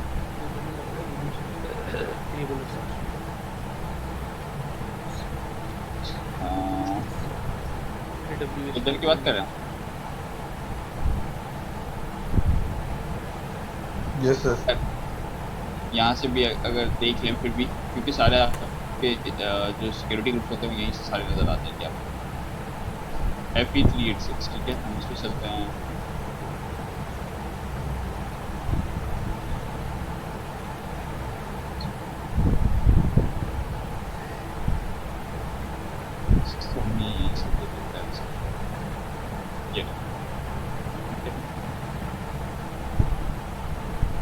ये देखिए ये रहा सिक्योरिटी ग्रुप है। सिक्योरिटी ग्रुप के बाद ये आपका बना हुआ है। अब यहाँ पे देखिए अभी हमने कौन सा इसको किया हुआ, अभी हमने सिर्फ परमिशन दी हुई है इसको 22 की, जिसकी वजह से हम पोर्ट 80 को एक्सेस ही नहीं कर पा रहे। इनबाउंड है आउटबाउंड। आउटबाउंड का मतलब आप अपनी मशीन से बाहर जा रहे हैं, इनबाउंड का मतलब ये है कि कोई आपकी मशीन के अंदर आ रहा है इन हो रहा है, ठीक है। एडिट कर सकते हैं, एडिट के बाद हम ऐड करते हैं। ऐड हम कर लेते हैं किसको, HTTP को। यहाँ पे आप सर्च कर लें HTTP। इसके अलावा अगर आपकी कोई प्री डिफाइंड पोर्ट है तो आप वो कर सकते हैं, कोई मसला नहीं है। अभी हम 80 को करने जा रहे हैं। एनीवेयर करना है या to be very specific very IP को करना है, तभी हम करेंगे एनीवेयर, यानी कहीं से भी कोई 80 पोर्ट को एक्सेस करे तो उसको एक्सेस कर। सर हम सीधा HTTPS तो कर सकते हैं, HTTP ना करें? हाँ बिल्कुल कर सकते हैं, कोई मसला नहीं। अगर आपकी एप्लीकेशन HTTPS पे चल रही है तो आप डायरेक्ट HTTPS पे क्या कर सकते हैं, कोई नहीं रोकेगा आपको।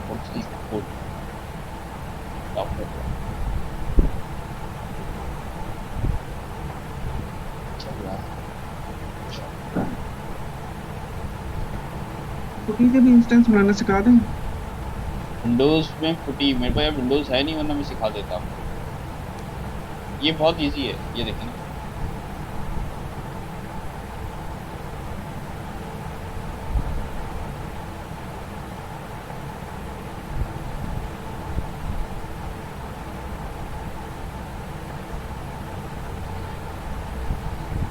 आपने वहाँ से .ppk की फाइल डाउनलोड की है और फुटी की है फुटी, ठीक है। यहाँ पे सबसे पहले आपको जाना पड़ता है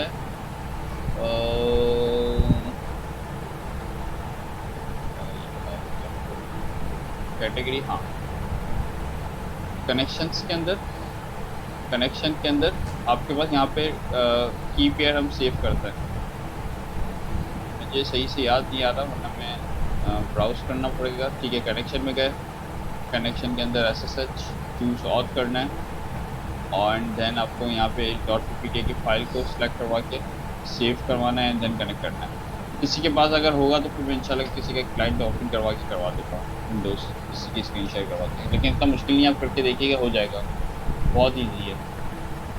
अच्छा अभी हमारे पास ये 2 पोर्ट्स अलाउ हो गई। SSH की डिफ़ॉल्ट पोर्ट होती है, याद रखिएगा 22, ठीक है, और हमारी HTTP की पोर्ट है 80। तो अब हम सिर्फ यहाँ पे आके अगर मैं इसको रिफ्रेश करता हूँ तो क्या होता है देखिए, पहले वो मुझे अलाउ नहीं कर रहा था, अब इससे मुझे अलाउ हो।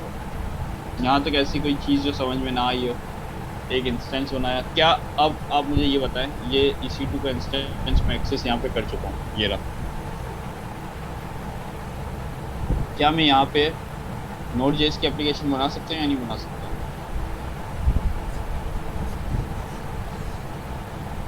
पहले इंस्टॉल नहीं करना पड़ेगा?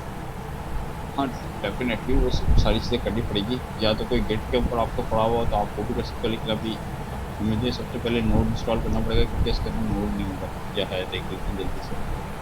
नोड नहीं है तो दूसरी बात है इंस्टॉल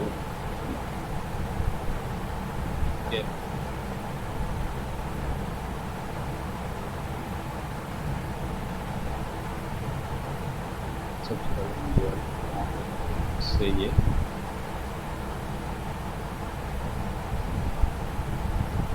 टेन वर्जन लेके आ रहा है, 10 वर्जन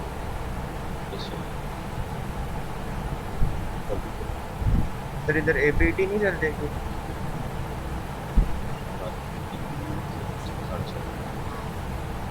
ये वाली मशीन है ना इसकी, अगर आपको एपीटी वाली मशीन होगी तो वो उस पर एपीटी में चल जाएगी। तो उसका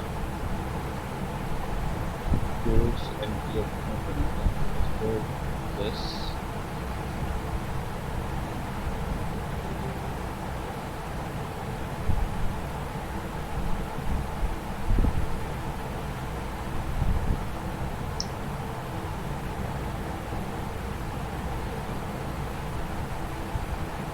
ये हो गया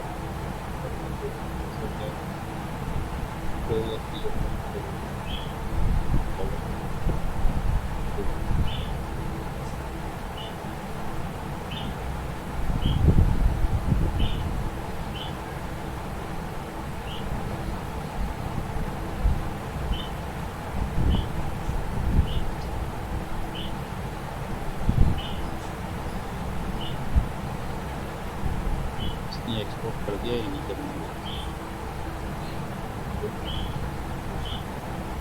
सर नहीं किया।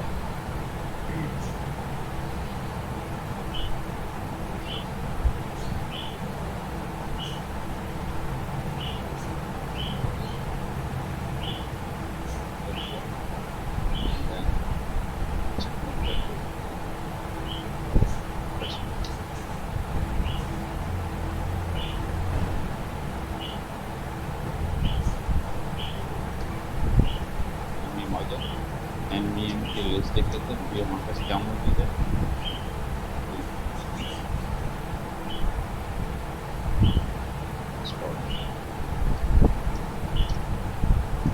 NVM इंस्टॉल किया क्या चलेगा अभी आपके पास? Yes sir.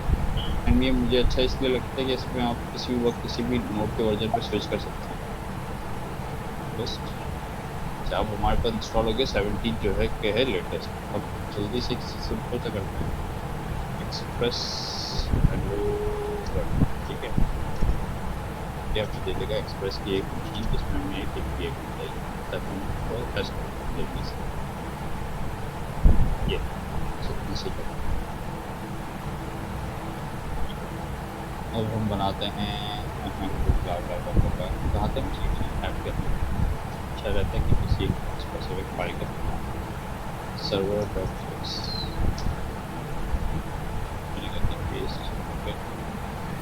इसके लिए सिर्फ इंस्टॉल करना पड़ेगा। क्या करना पड़ेगा उसके लिए? मुझे सबसे पहले npm डायरेक्ट वाई के साथ करना होगा, जल्दी बना देगा ये फाइल सेव कर सेव एक्सप्रेस ये पैकेज जैसे करता है सेव कर देगा ओके।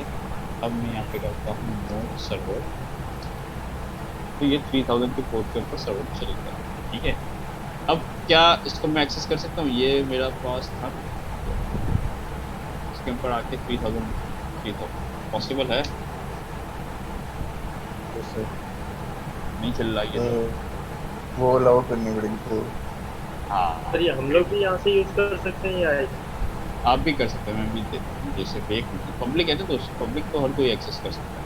अच्छा अब इसकी सबसे पहले मसला ये आ रहा है, ये कनेक्ट नहीं हो रहा, तो आपको पता होना चाहिए कि क्यों कनेक्ट नहीं हो रहा, क्योंकि सिक्योरिटी ग्रुप का मसला आ रहा है। सिक्योरिटी ग्रुप में हमने 22 दिया हुआ है, अभी हमें देना पड़ेगा कौन सा? कस्टम TCP पोर्ट, और पोर्ट की रेंज में बता दी 3000 और इसको कोई भी एक्सेस कर ले सिर्फ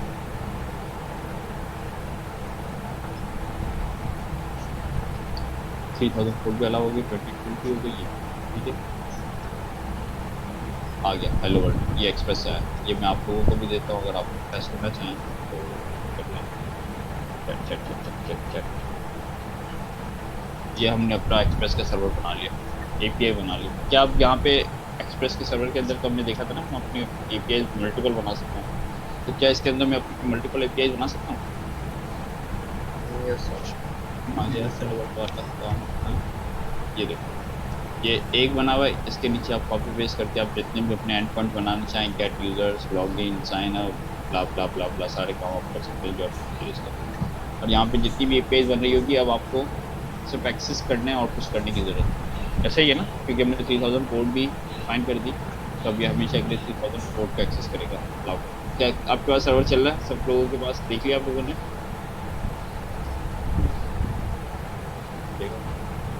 ऐसे एक हिट मार लो। यस सर चल रहा है। आपने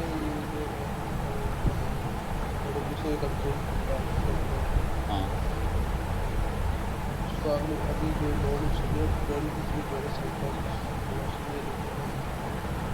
ये देखो लिनक्स के अंदर आपको npm इंस्टॉल करना है, सिंपल। अब वो आप किसी भी कमांड के थ्रू कर लो, बहुत सारे ऐसे मेथड्स मौजूद हैं। इसने मुझे असल में ये क्रल वाला इसने क्या किया, इसने एक npm डाउनलोड किया सबसे पहले और उसको इंस्टॉल किया, ठीक है। और इंस्टॉल होने के बाद मैं npm को एक्सेस कर सकता हूँ, तो ये मैं npm को एक्सेस करके ये सारे काम कर रहा हूँ।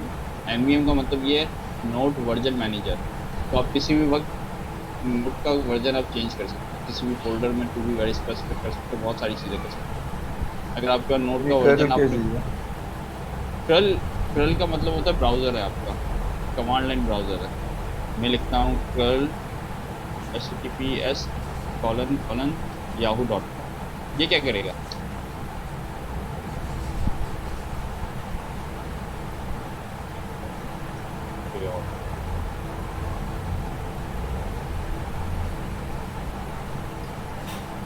ये देखो ये आपका टेक्स्ट ब्राउज़र कहता है इसको। एक ब्राउज़र होता है जो आपको यूआई के ऊपर पूरा नज़र आ रहा होता है, यानी ये ब्राउज़र के ऊपर, ये आपका टेक्स्ट ब्राउज़र है। एक होता है what is my IP.com, what is my IP.com, तो ये आपका एक टेक्स्ट ब्राउज़र है बेसिकली। कल आप APIs को हिट करने के लिए बहुत फेमस है ये। आपको दिखाऊंगा क्रल। लोग आपने कभी देखा होगा कि बहुत सी APIs हिट करने के लिए भी लोग कर्ल्स को यूज़ करते हैं। ये आप पढ़िएगा, ठीक है। ये आप API हिट भी कर सकते हैं यहाँ से। आप अपनी जो हम पोस्टमैन से काम करते हैं, आपको पता है पोस्टमैन से हम काम करते हैं पूरा का पूरा, API को हिट करके टेस्टिंग करते हैं। तो कमांड लाइन अगर आपको टेस्टिंग करनी है तो हम किसकी मदद से कर सकते हैं? कर्ल की मदद से।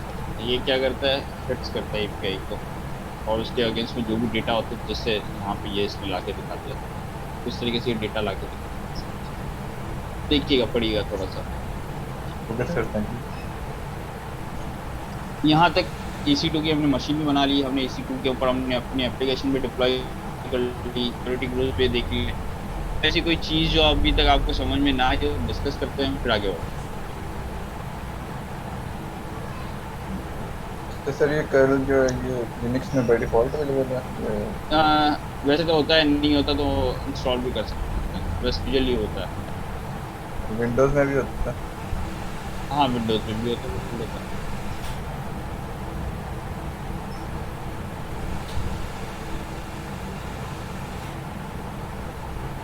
अच्छा जी, हो गया, आगे चलें। यहाँ तक ऐसी कोई चीज़ जो समझ में ना आई हो? ये देख लें, इसकी स्टोरेज भी देख लें आप लोग जल्दी से। ये देखिए इसकी स्टोरेज है 8 GB की, जो इसके साथ अटैच हुई भी है। और ये क्या लिखा हुआ है, डिलीट ऑन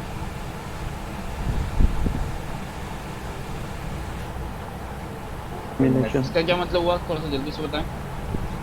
ये डिलीट हो जाएगा, स्पेस खत्म हो जाएगी, स्पेस भी खत्म हो जाएगी और इसके अंदर जो डेटा है वो भी खत्म हो जाएगा, फिनिश हो जाएगा, खत्म हो जाएगा। यानी अगर आपने इसके अंदर कोई डेटा रखा हुआ है मशीन के अंदर और अब इस मशीन को टर्मिनेशन, तो इसका मतलब क्या हुआ, ये डिलीट हो जाएगी ऑन टर्मिनेशन पे। Make sense? बैकअप लेना हो तो उसका कैसे ले सकते हैं? चीज़ें स्टोरेज वगैरह जैसे नेक्स्ट इंस्टेंस बनाना हमने और ये देखिए प्रिपरेशन से देखा ये देखिए वॉल्यूम्स पे हम जाते हैं, ये होता है EBS, ये हमारा टॉपिक है आज का, हम थोड़ी देर में डिस्कस करेंगे, लेकिन अभी देखिए EBS ये रहा, ये अभी यूज़ हो रहा है अपग्रेडेशन के साथ। ठीक है, अभी हम आते हैं आज का हमारा ये टॉपिक है। पहले ये बताएं EC2 के अंदर ये जो हमने डिस्कस किया ये क्लियर है? थोड़ा सा आगे चलूँ? यस सर, ये स्पेक्स आप कस्टमाइज करना बता दें किसको? तो अभी सर्वर बन के इसकी अगर मैं रैम अपग्रेड करना चाहूँगा इस तरह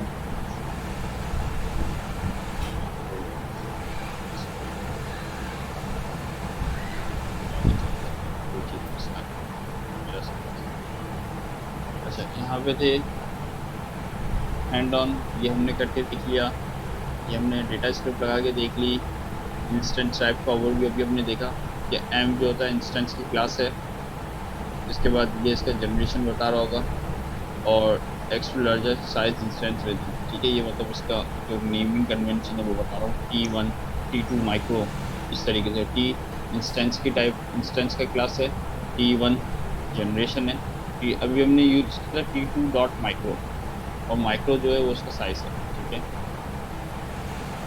जर्नल पर्पस के लिए हम हमेशा क्या यूज़ करते हैं, यूजुअली T की सीरीज यूज़ करते हैं। ठीक है, T2 माइक्रो वगैरह जो हम यूज़ कर रहे हैं वो अभी जर्नल पर्पस के लिए T की सीरीज। अगर जब हमें कोई बैच वर्क प्रोसेसिंग, जिस तरीके से भी मैंने कहा था, जिसमें हाई डेटा वगैरह चाहिए, साइंस मॉडलिंग वगैरह, AI वगैरह के लिए चाहिए, फिर उसके लिए हमारे पास जो है, उसके लिए हम क्या यूज़ करते हैं, C6 वाली मशीन्स को यूज़ करते हैं। ठीक है, ये साइट टाइप कुकिंग है, आप लोग ज़रा पढ़िएगा इसमें डिटेल में, क्योंकि ये एग्ज़ाम के अंदर जरूरी जाती हैं, ये पढ़िए। हाई परफॉर्मेंस डेटाबेस वगैरह के लिए हम फिर यूज़ करते हैं R6 वाली सीरीज़ को यूज़ करते हैं। ठीक है, R की सीरीज़ को यूज़ करेंगे। R की सीरीज़ के अंदर R5 R वाली सीरीज़ का मतलब ये कि अगर आपको हाई परफॉर्मेंस डेटा चाहिए डेटाबेस वगैरह से रिलेटेड, तो ये है। परफॉर्मेंस रिलेटेड चीज़ें चाहिए जिसमें CPU यूजेज वगैरह, तो ये C की सीरीज़ हमारे पास चल रही है, CPU एक्सटेंसिव काम के लिए। स्टोरेज के लिए चाहिए T की सीरीज़ हम इसमें यूज़ कर रहे हैं। ठीक है, जो हमें बिल्कुल रैपिड चाहिए होती है, रीड ओनली कैशे, जिसके अंदर मेमोरी यूज़ हो रही होती है आपके पास। रेडिस पता है किसी को? व्हाट रेडिस क्या है, कोई बताए जल्दी से। ये डेटाबेस ये, लेकिन ये रैम में चलती है। यस, एक डेटाबेस जो होती है, हाँ, एक डेटाबेस जो होती है वो आपकी हार्ड ड्राइव के ऊपर स्टोर हो रही होती है पूरी की पूरी। ठीक है, जिसको आप सेव कर रहे हो, रीड कर रहे हो। और एक डेटाबेस होती है जो आपकी रैम के ऊपर होती है। रैम का मतलब बहुत रन टाइम पर आपको एक्सेस करनी होती है, बहुत फास्ट। तो उसके लिए हम यूज़ करते हैं रेडिस या ऐसी डेटाबेस जो कि मेमोरी पे चल रही है। सैप ही यूज़ करते हैं हम लोग। कौन सी? सैप? नहीं, सैप तो एक बहुत बड़ी, उसको छोड़ दो। ठीक है, ये हमारे पास इंस्टेंसेस के टाइप है। अभी हमने देखी थोड़ी देर पहले, T देखी, C देखी, R देखी, M देखी। ये हमने देखा था थोड़ा सा सिक्योरिटी ग्रुप के हवाले से। सिक्योरिटी ग्रुप रैप हुआ होता है EC2 के अंदर, सॉरी EC2 रैप हुआ होता है सिक्योरिटी ग्रुप के ऊपर। ठीक है, यानी अगर आप कोई भी एक्सेस करते हैं कहीं से भी, तो सबसे पहले वो किस पे फिट करता है, आपके सिक्योरिटी ग्रुप को। वो देखता है कि उसके पास परमिशन है नहीं है। अगर परमिशन होती है तो वो अंदर EC2 की तरफ जाने देता, नहीं होती तो। ठीक है सर, ये R टाइप के बताइए आपने।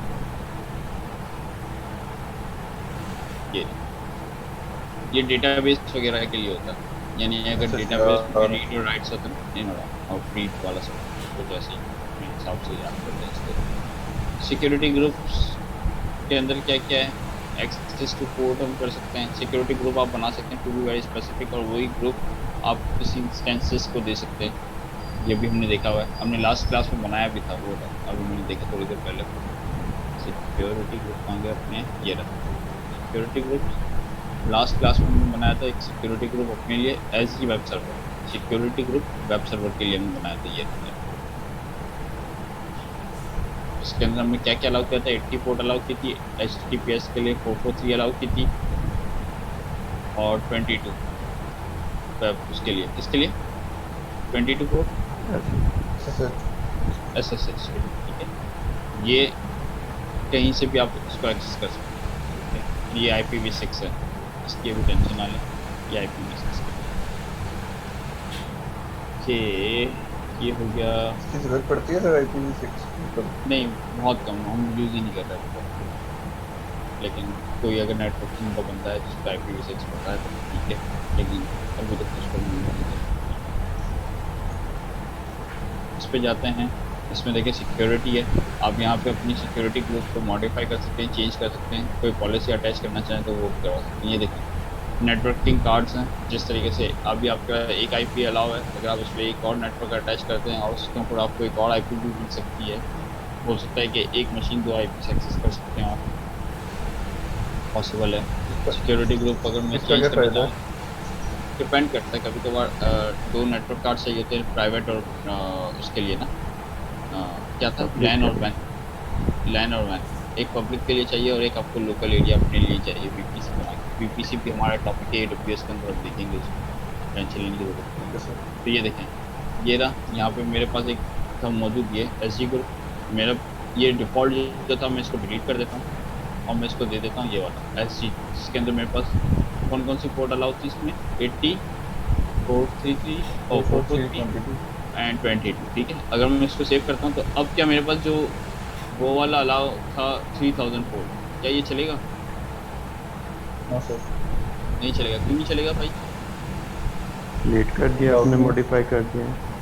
हाँ, क्योंकि अब मैंने इसकी पॉलिसी चेंज कर दिया। जो इसमें पॉलिसी लगी हुई है उसके अंदर हमारे पास 3000 नहीं है, तो क्या मैं अलाउ कर सकता हूँ 3000 पोर्ट अभी?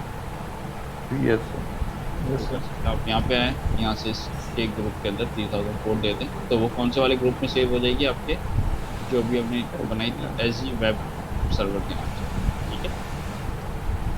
तो ये इस तरीके से आप पॉलिसीज़ अपनी सिक्योरिटी ग्रुप बना सकते हैं, बना के पहले से रख दिए, फिर जिसको जो ग्रुप असाइन करना है वो आप ग्रुप असाइन कर सकते हैं, ठीक है। ये इससे रिलेटेड था, ये वही सिक्योरिटी ग्रुप डायग्राम से ज़रा देख लीजिएगा आप लोग। Security group good to know, can be attach, ये वही है। इसका फ़ायदा क्या है, ये हम मल्टीपल इंस्टेंस के ऊपर अटैच कर सकते हैं। जिस तरीके से मैंने भी कहा कि आपको पता है कि यार ये वेब सर्वर बनेगा तो आपको ये पोर्ट से अलाउ करनी है, तो आप वही वाली पोर्ट्स को एक ही ग्रुप बनाया और सबको अटैच कर दिया, ठीक है। लॉकडाउन टू अ रीजन, हम रीजन वाइज भी इसको कर सकते हैं। VPC हम डिस्कस करेंगे, इसलिए अभी इसी को 2 मिनट के लिए छोड़ देते हैं। अच्छा, इसमें 2 चीज़ें थी, इनबाउंड और आउटबाउंड। इनबाउंड का क्या मतलब था? ट्रैफिक इनवर्ट आ रहे हैं, सॉरी वापस बोलिएगा। इनवर्ट जो ट्रैफिक आ रही है ना, तो वर्ड सर्वर आ हाँ। रही है। यानी क्लाइंट जब सर्वर को हिट करता है तो ये सर्वर के लिए इन आ रहा है ना, कि एक रिक्वेस्ट अंदर आ रही है। और आउट का मतलब क्या है? सर्वर रिप्लाई कर रहा फायर रिक्वेस्ट का। लेट्स से मैं अपने सर्वर पे लिख के लिखता हूँ http yahoo.com, तो ये क्या कर रहा है? फायर जा रहा है, यानी सर्वर रिक्वेस्ट कर रहा है किसको? याहू के सर्वर को, ऐसा है, ठीक है। तो क्या ये मैं ब्लॉक कर सकता हूँ? क्या मेरा सर्वर बाहर किसी और को एक्सेस ना कर सके? यस सर, हो सकता है। मैं ये भी कर सकता हूँ कि मेरी मशीन है उस पर इंटरनेट का ही एक्सेस ना हो। क्या ये पॉसिबल है? लाइव IP ब्लॉक कर दूंगा। पॉसिबल है, ठीक है, पॉसिबल है। हम डिस्कस करेंगे जब हम VPC पे जाएंगे ना, तब ये सारी चीज़ें आएंगी वहाँ पर। लेकिन ये भी है कि हम अपनी मशीन के ऊपर अभी तो इंटरनेट अलाउ होता है, इसको कहते हैं इंटरनेट गेटवे अलाउ होता है, तो इसलिए हम इसको इंटरनेट को एक्सेस कर सकते हैं हमारी मशीन से। जैसे मैंने NVM डाउनलोड किया, इंस्टॉल किया, डाउनलोड किया, अगर NVM अगर gateway, internet gateway IG internet gateway अगर अलाउ नहीं होता तो क्या मैं NVM को डाउनलोड कर सकता था? नो सर, नहीं कर सकता, ठीक है। तो ये डिफ़ॉल्ट था, तो उसकी वजह से हुआ। अच्छा जी, अगर ये वही वाली बात है, जब आप अपनी किसी एप्लीकेशन को एक्सेस करने जा रहे हो, टाइम आउट हो रहा है, तो उसका मतलब क्या है? आपको सबसे पहले क्या चीज़ देखनी है? आपका सिक्योरिटी ग्रुप, कि क्या इस सिक्योरिटी ग्रुप के अंदर मैंने वो पॉलिसी अलाउ की हुई है या नहीं की हुई, ठीक है। कनेक्शन रिफ्यूज हो जाए तो ये आपको पता होना चाहिए कि सबसे पहले आपको जाना है चेक करने के लिए सिक्योरिटी ग्रुप क्या अलाउ है या नहीं है। बाय डिफ़ॉल्ट क्या होता है, ब्लॉक्स सारी ब्लॉक होती है, इनबाउंड और आउटबाउंड सारी की सारी ब्लॉक होती है। अलाउड होती है, Allow। ऑथोराइज होती है, अलाउड होती है। ठीक है, ये वही है सिक्योरिटी ग्रुप्स के बारे में बता रहा है कि एक मशीन के ऊपर 2 पॉलिसीज अटैच हुई, ग्रुप 2 सिक्योरिटी ग्रुप 2 और सिक्योरिटी ग्रुप 1, तो स्पेक्स आ रहा है। और सिक्योरिटी ग्रुप के अंदर हमने कोई एक स्पेसिफिक कोड या कुछ बंद किया हुआ है, तो ये उससे अगर आ रहा है तो नहीं आएगा। ठीक है, इसमें अभी सिर्फ 2 ही ग्रुप चला हुआ है, 2 और 1। और अगर आपका एक 3 बना हुआ है जो कि आपने इंस्टेंस को अटैच ही नहीं किया हुआ, तो कोई वो अलाउ ही नहीं करेगा, जो अटैच होंगी वही इस पर काम करेगा। ठीक है, सर ये एक ही इंस्टेंस पे 2 सिक्योरिटी ग्रुप लगे हैं। बिल्कुल लगा सकते हैं, जितने भी लगाना चाहिए। तो ये नीचे इसने ब्लॉक 3 बुला के एक ब्लॉक नजर आ रहा है 1 2 3 4। एक ब्लॉक नजर इसलिए आ रहा है क्योंकि इसमें अटैच नहीं हुआ, थोड़ा इसमें। ठीक है, सिक्योरिटी ग्रुप 1 अटैच है, सिक्योरिटी ग्रुप 2 अटैच है, 2 और 1 ये एरिया अटैच हुई है, इसलिए इसने अलाउ कर दिया इसको। सिक्योरिटी ग्रुप 3 अटैच्ड ही नहीं है ना, तो अगर एक्सेस आ रहा है तो उसको एक्सेस ही नहीं करने देगा। ये थोड़ी सी पोर्ट्स के बारे में आपको डेफिनेटली पता होना चाहिए। 22 को SSH की है, 21 FTP की होती है, 22 ये UDP है बेसिकली अपलोड फाइल के लिए। एक होती है TCP और एक होता है UDP। तो ये UDP पोर्ट है 22। वैसे 22 पोर्ट हमारे पास TCP पे किस पे अलाउ है, SSH के लिए। 80 पता है आप लोगों को, 443 पता है आपको, और रिमोट डेस्कटॉप के लिए विंडोज़ के अंदर कौन सी होती है, 3389। ठीक है, ये ऐसे ही है, आपके पास पूरी लिस्ट आ जाती है, ये डिफाइंड पहले से पोर्ट्स हैं तो आपको पता होगी। तो ये SSH अभी हमने देखा मैक्स से हम कर सकते हैं, लिनक्स से कर सकते हैं, विंडोज़ 10 ग्रेटर और लेस देन 10 के साथ नहीं कर सकते क्योंकि XP और 7 के अंदर नहीं था, उसके लिए हमें फुटी यूज़ करना पड़ता था। ये फुटी से हम यूज़ कर सकते थे, लेकिन ग्रेटर देन 10 के अंदर हमें SSH मिल गया पावर शेल के अंदर।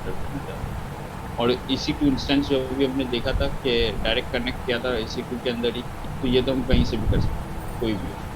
ठीक है, क्योंकि ये कहाँ से होता है, ये एक्चुअली ब्राउज़र से होता है।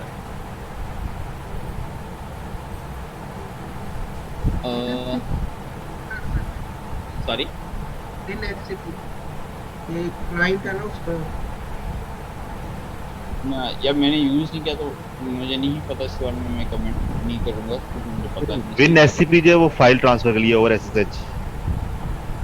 ओके, क्योंकि हम तो SSH के अंदर ही कमांड आती है, उसी के थ्रू हम फाइल वगैरह ट्रांसफर कर सकते हैं। खैर बात भी कभी डिस्कस करेंगे लेकिन था। अच्छा जी, इंस्टेंस कनेक्ट हमने देख लिया। अच्छा, इसमें सबसे खास जो चीज़ याद रखें कि ये जो की और पेयर फाइल मिलती है ना, वो आपको एक ही दफ़ा मिलती है जो आपने डाउनलोड की अपने सिस्टम में। ठीक है, अगर वो आपने डाउनलोड मिस हो गई तो फिर आप कनेक्ट नहीं कर पाते उसको। ठीक है, इसके लिए फिर आपको इंस्टेंस दोबारा बनाना पड़ेगा, ये ख्याल रखिए, या तो फिर आपको ब्राउज़र से कनेक्ट करना, एक मसला है, तो ख्याल रखिए ज़रूर।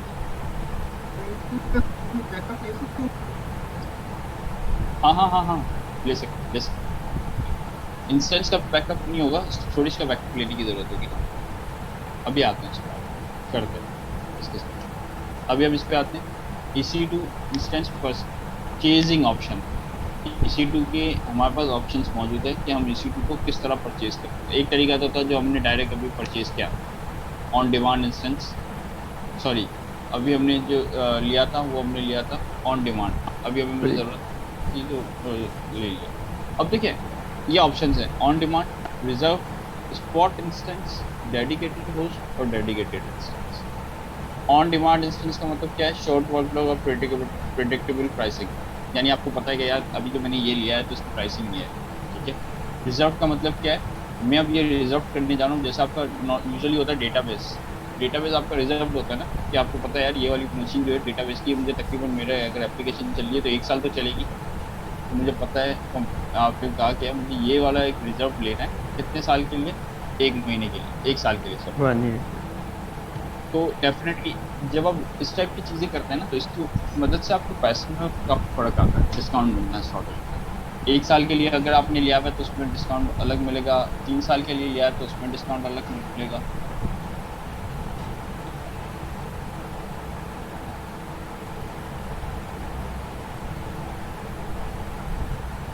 ये स्पॉट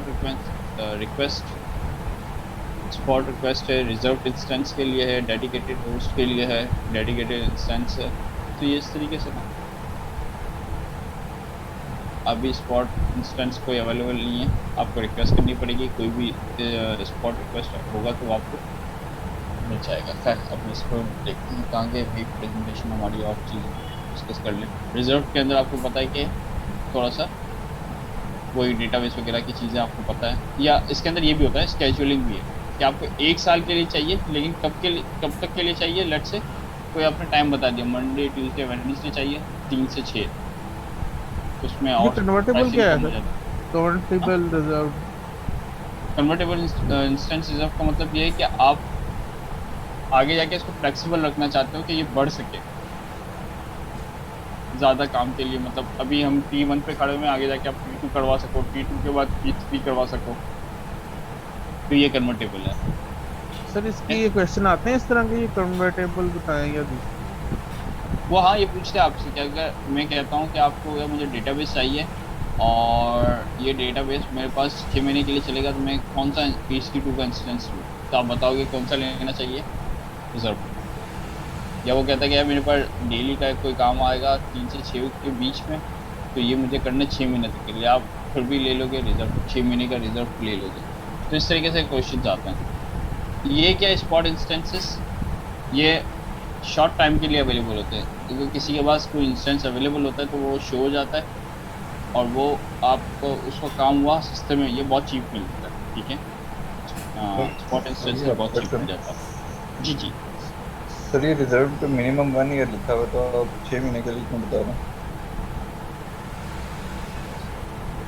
एक मिनट, इसकी डॉक्यूमेंटेशन सही से नहीं आया, हो सकता है शायद मिनिमम 1 ईयर के लिए।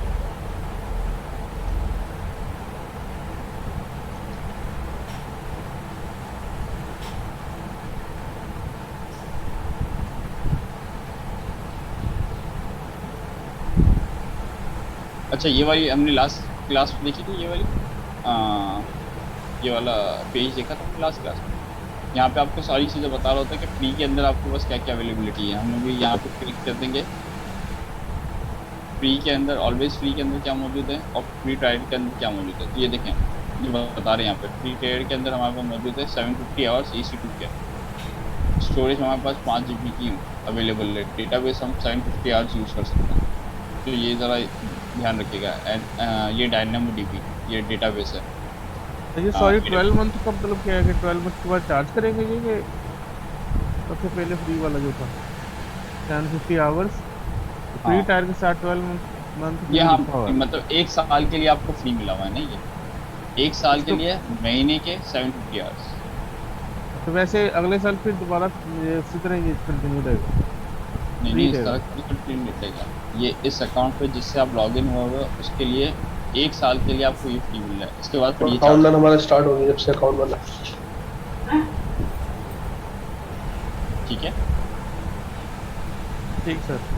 ये यहाँ पे क्लियर लिखा हुआ है इसमें।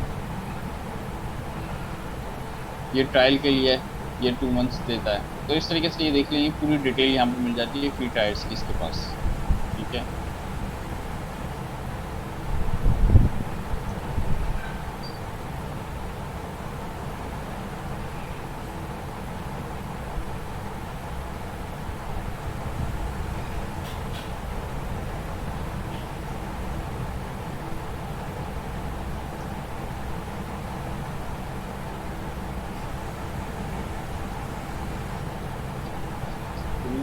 let's start with this page.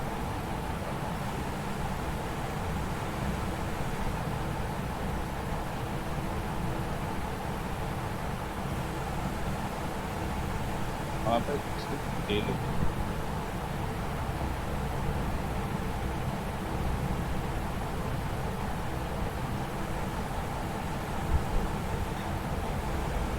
तो आपका CPU बना के और वो रन किया, इंस्टेंस रन किया, तो ये आप ये फ्री है अभी? हाँ, ये वाला फ्री है, फ्री टू मंथ। 1 साल के लिए फ्री है या 750 आवर्स हैं महीने के अंदर। आपको अगर 750 अगर आप पूरे महीने चला के रखते हैं तो ऑलमोस्ट 750 आवर्स के करीब ही बनता है। तो अगर एक मशीन पूरे महीने के लिए चलती है 750 आवर्स हो गए, तो आपके 750 आवर्स जैसे ही कंज्यूम हो गए ना, तो वो चार्ज करेगा आपको। तो आपको कोशिश करनी है 750 आवर्स ना हो, आपने अभी अपने काम किया, मशीन को स्टॉप की, फारिग कर दिया। हर महीने के लिए ये होगा या खाली एक 1 मंथ के लिए 750 आवर्स टोटल आपके पास अवेलेबल? बस हर महीने आपको ऐसा नहीं होगा कि अगर हर महीने 72 आप खुद सोचे ना, एक महीने के 750 आवर्स होते हैं अराउंड, तो अगर हर महीने आपको 752 आवर्स देगा तो वो हर महीने फ्री हो गया ना आपके लिए 12 महीने। ऐसा नहीं है, 750 आवर्स आपको फ्री मिलेगा जो कि आपको यूज़ करने के इसके अंदर 1 साल के अंदर।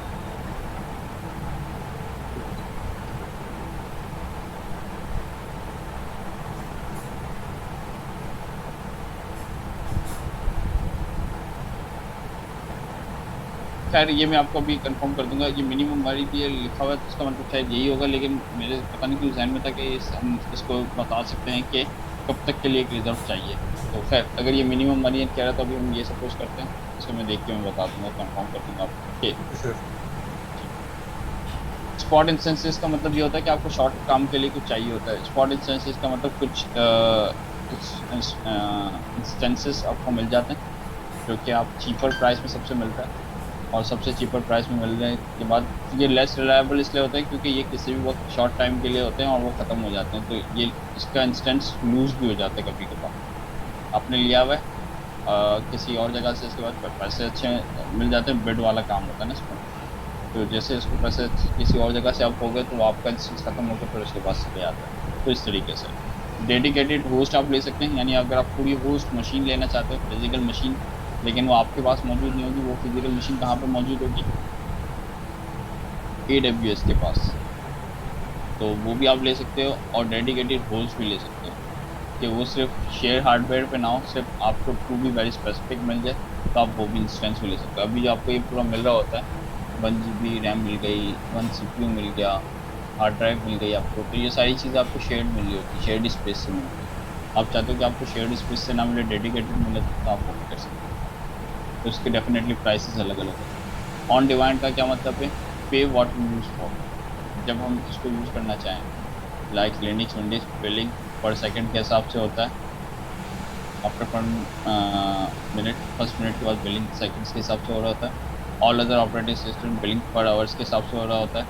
विंडोज़ और लिनक्स के अंदर सेकंड्स के हिसाब से बिलिंग हो रही है, लेकिन ऑल अदर यानी कोई और विंडोज़ है, मैक OS हो गया या कोई और आप ऑपरेटिंग सिस्टम यूज़ कर रहे हो, तो उसकी बिलिंग पर आवर के हिसाब से highest cost but no upfront. No upfront का क्या मतलब होता है?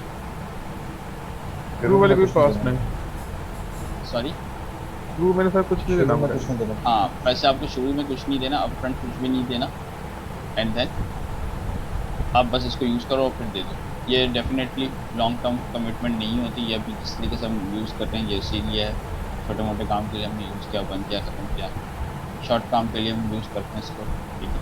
ऑन डिमांड वाला जो देख रहे हैं, रिजर्व के अंदर ये देख लें आप, ये फ़ायदा होता है जो भी हम प्राइस कर रहे हैं अप टू 72% डिस्काउंट मिल जाता है ऑन डिमांड के हिसाब से। जैसे ऑन डिमांड के अंदर आपको थोड़ी देर के लिए मैं ये कहता हूँ कि $10 आपके पर मंथ लग रहे हैं, लेकिन मैं अगर उसको 1 साल के लिए लेके चले जाऊँ, उसको बोलूँ तो यार इसको का यही वाला इंस्टेंस चाहिए मुझे 1 साल के लिए, तो फिर मुझे कितने तक का फ़ायदा डिस्काउंट मिल सकता है?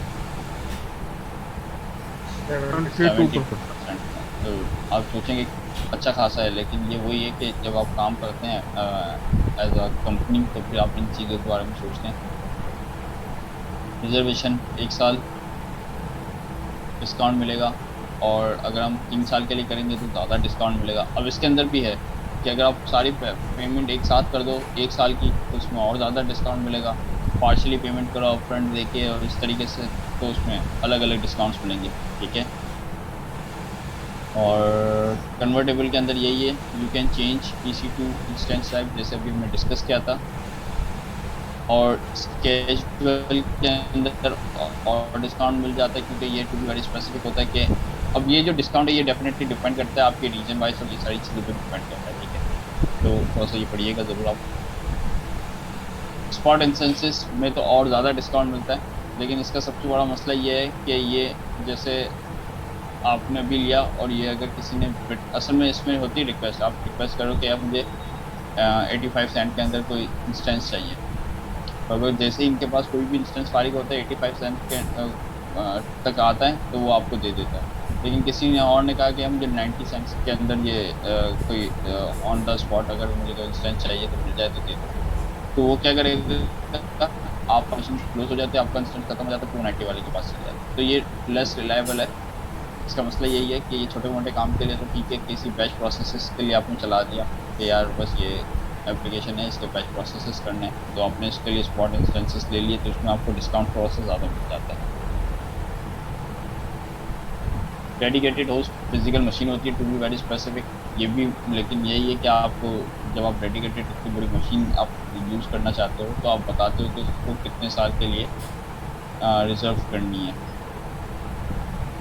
तो लेकिन अब देखें, जैसे अभी हम थोड़ी देर पहले डिस्कस किए थे, अगर हम लेट से अगर आप विंडोज़ ले रहे हैं तो ये पॉइंट करता है कि आप क्या चाहते हैं लाइसेंस के हवाले से। ब्रिंग योर ऑन लाइसेंस, यानी आप अपना लाइसेंस खुद लेके आना चाहते हैं या AWS आपको विंडोज़ का लाइसेंस प्रोवाइड करें, जिस तरीके से थोड़ी देर पहले क्लास में डिस्कस हुआ था। तो ये देखें, ये फैसिलिटी अवेलेबल है। वैसे आपके पास अगर विंडोज़ का लाइसेंस मौजूद है तो आप विंडोज़ की मशीन आप करें, अपना लाइसेंस अटैच करें एंड देन यूज़ करें उसको।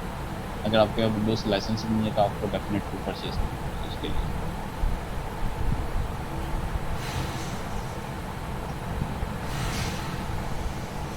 ये देखिए, ये डेडिकेटेड इंस्टेंस है और डेडिकेटेड होस्ट।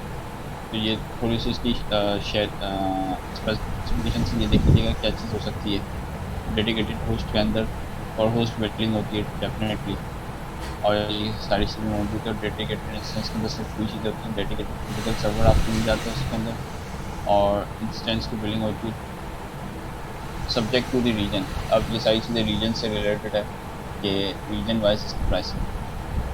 इसको समझने के लिए एक अच्छी सी एग्जांपल थी ये वाली।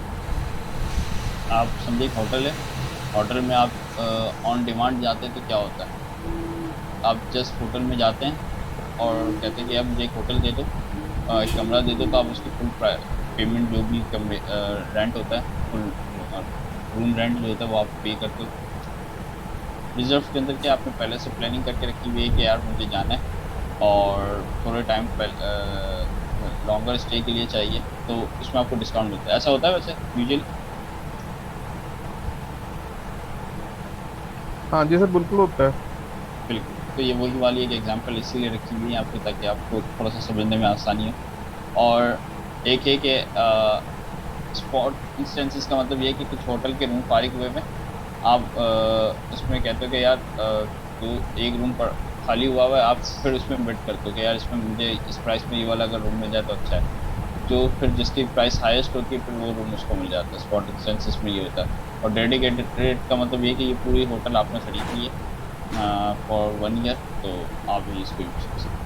तो एक छोटी सी एग्जाम्पल थी होटलिंग के हवाले से समझाने के लिए, ताकि ऑन डिमांड क्या है आपको थोड़ा सा पता हो, और रिजर्व स्पॉट इंस्टेंसेस डेडिकेटेड हो।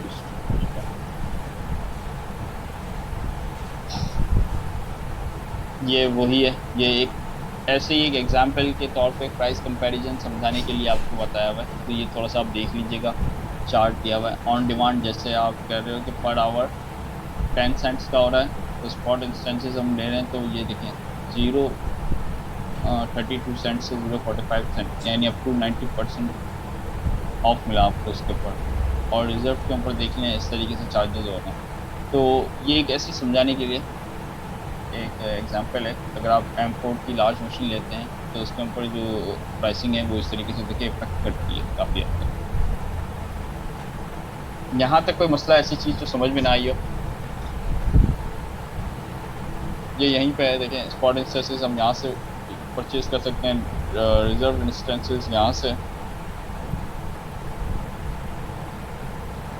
डेडिकेटेड होस्ट स्केजुअल इंस्टेंस कर सकते हैं। आपके स्केजुलिंग चाहिए इंस्टेंस की 3 से 6 बजे तक या वाट आवर जब तक चाहिए, तो उस हिसाब से इसके यहाँ से ये प्राइसिंग सारी।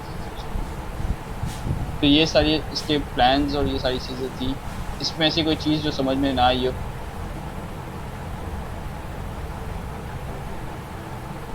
ये तो वही है कि थोड़ा सा थ्योरेटिकल चीज़ें ज़्यादा हैं, आप थोड़ा सा पढ़ना पड़ेगा डेफिनेटली आपको। मैंने थोड़ा सा ओवरव्यू आपको दे दिया इसके बारे में कि कौन कौन से इंस्टेंसेस कैसे हो सकते हैं और कैसे हम इसको कॉस्ट इफेक्टिव बना सकते हैं कंपनी के लिए। इन शॉर्ट, कंपनी अगर EC2 इंस्टेंस ऐसे ही ऑन डिमांड यूज़ करते हुए यूज़ कर रही है और आपको पता है कि यार ये मिनिमम 1 ईयर तक तो डेटाबेस तो चलता ही चलता है, जो भी हो, डेवलपमेंट का हो या प्रोडक्शन का हो, आप यूज़ करते ही हो उनके लिए डेवलप करने के लिए एप्लीकेशन। फिर आप तो ये डेडिकेटेड होस्ट में 2 टाइप थी। डेडिकेटेड होस्ट में 2 टाइप है, एक होस्ट है और एक इंस्टेंस है।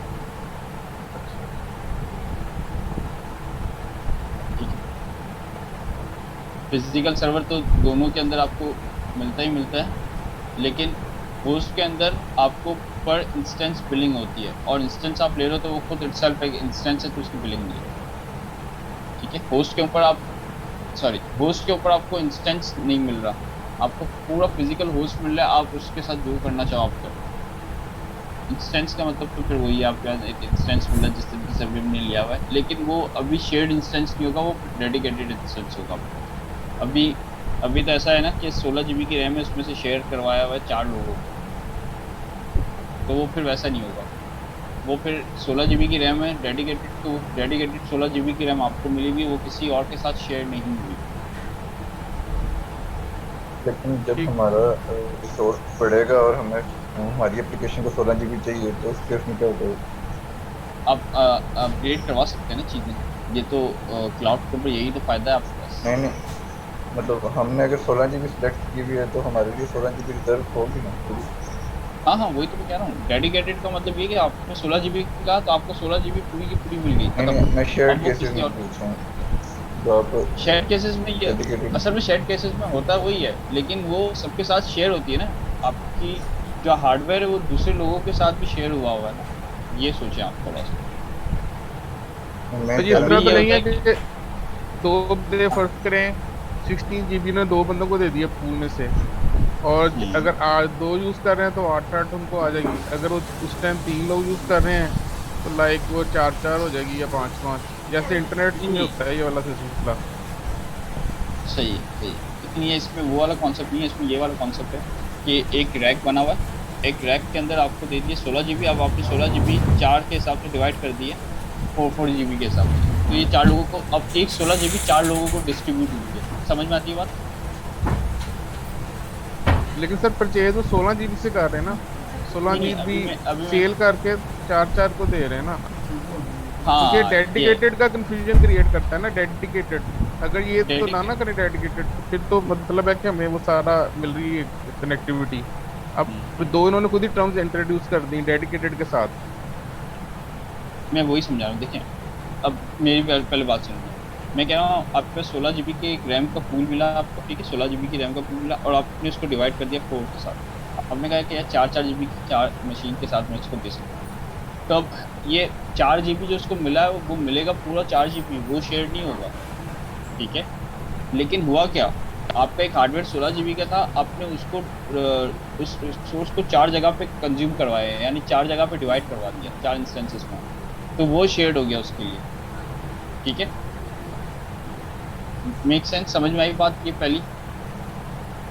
हाँ जी, ठीक है।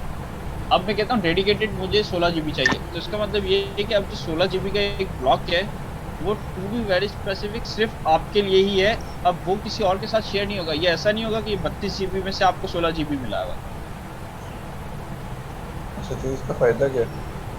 इसका बस ये डेडिकेटेड, ये कंपनीज की पॉलिसीज होती है ना। अब बहुत सी कंपनीज की पॉलिसी होती है कि यार वो अपनी कंपनीज के अंदर सिस्टम यूज़ ही नहीं करते, वो कहते हैं कि यार जब भी परचेज़ करना मुझे न्यू सिस्टम परचेज़ करना है। अब आप कहोगे यार ये क्यों इस तरीके से, ये आपके हाथ में नहीं है, ये कंपनी की पॉलिसीज़ हैं।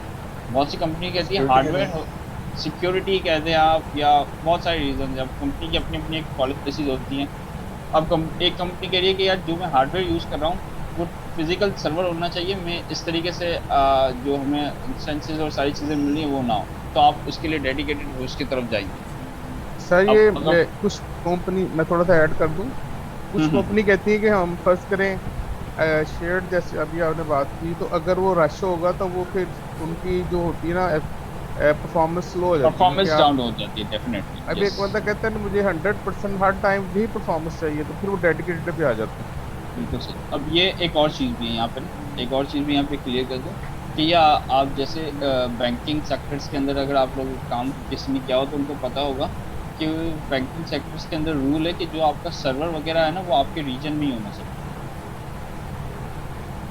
आप लेट्स से अगर आप ऑस्ट्रेलिया में बैठे हुए हैं और अगर आपने यूएस के अंदर या अफ्रीका के अंदर कोई सर्वर ले लिया तो ये बैंक की खिलाफ वर्जी भी हो गई है।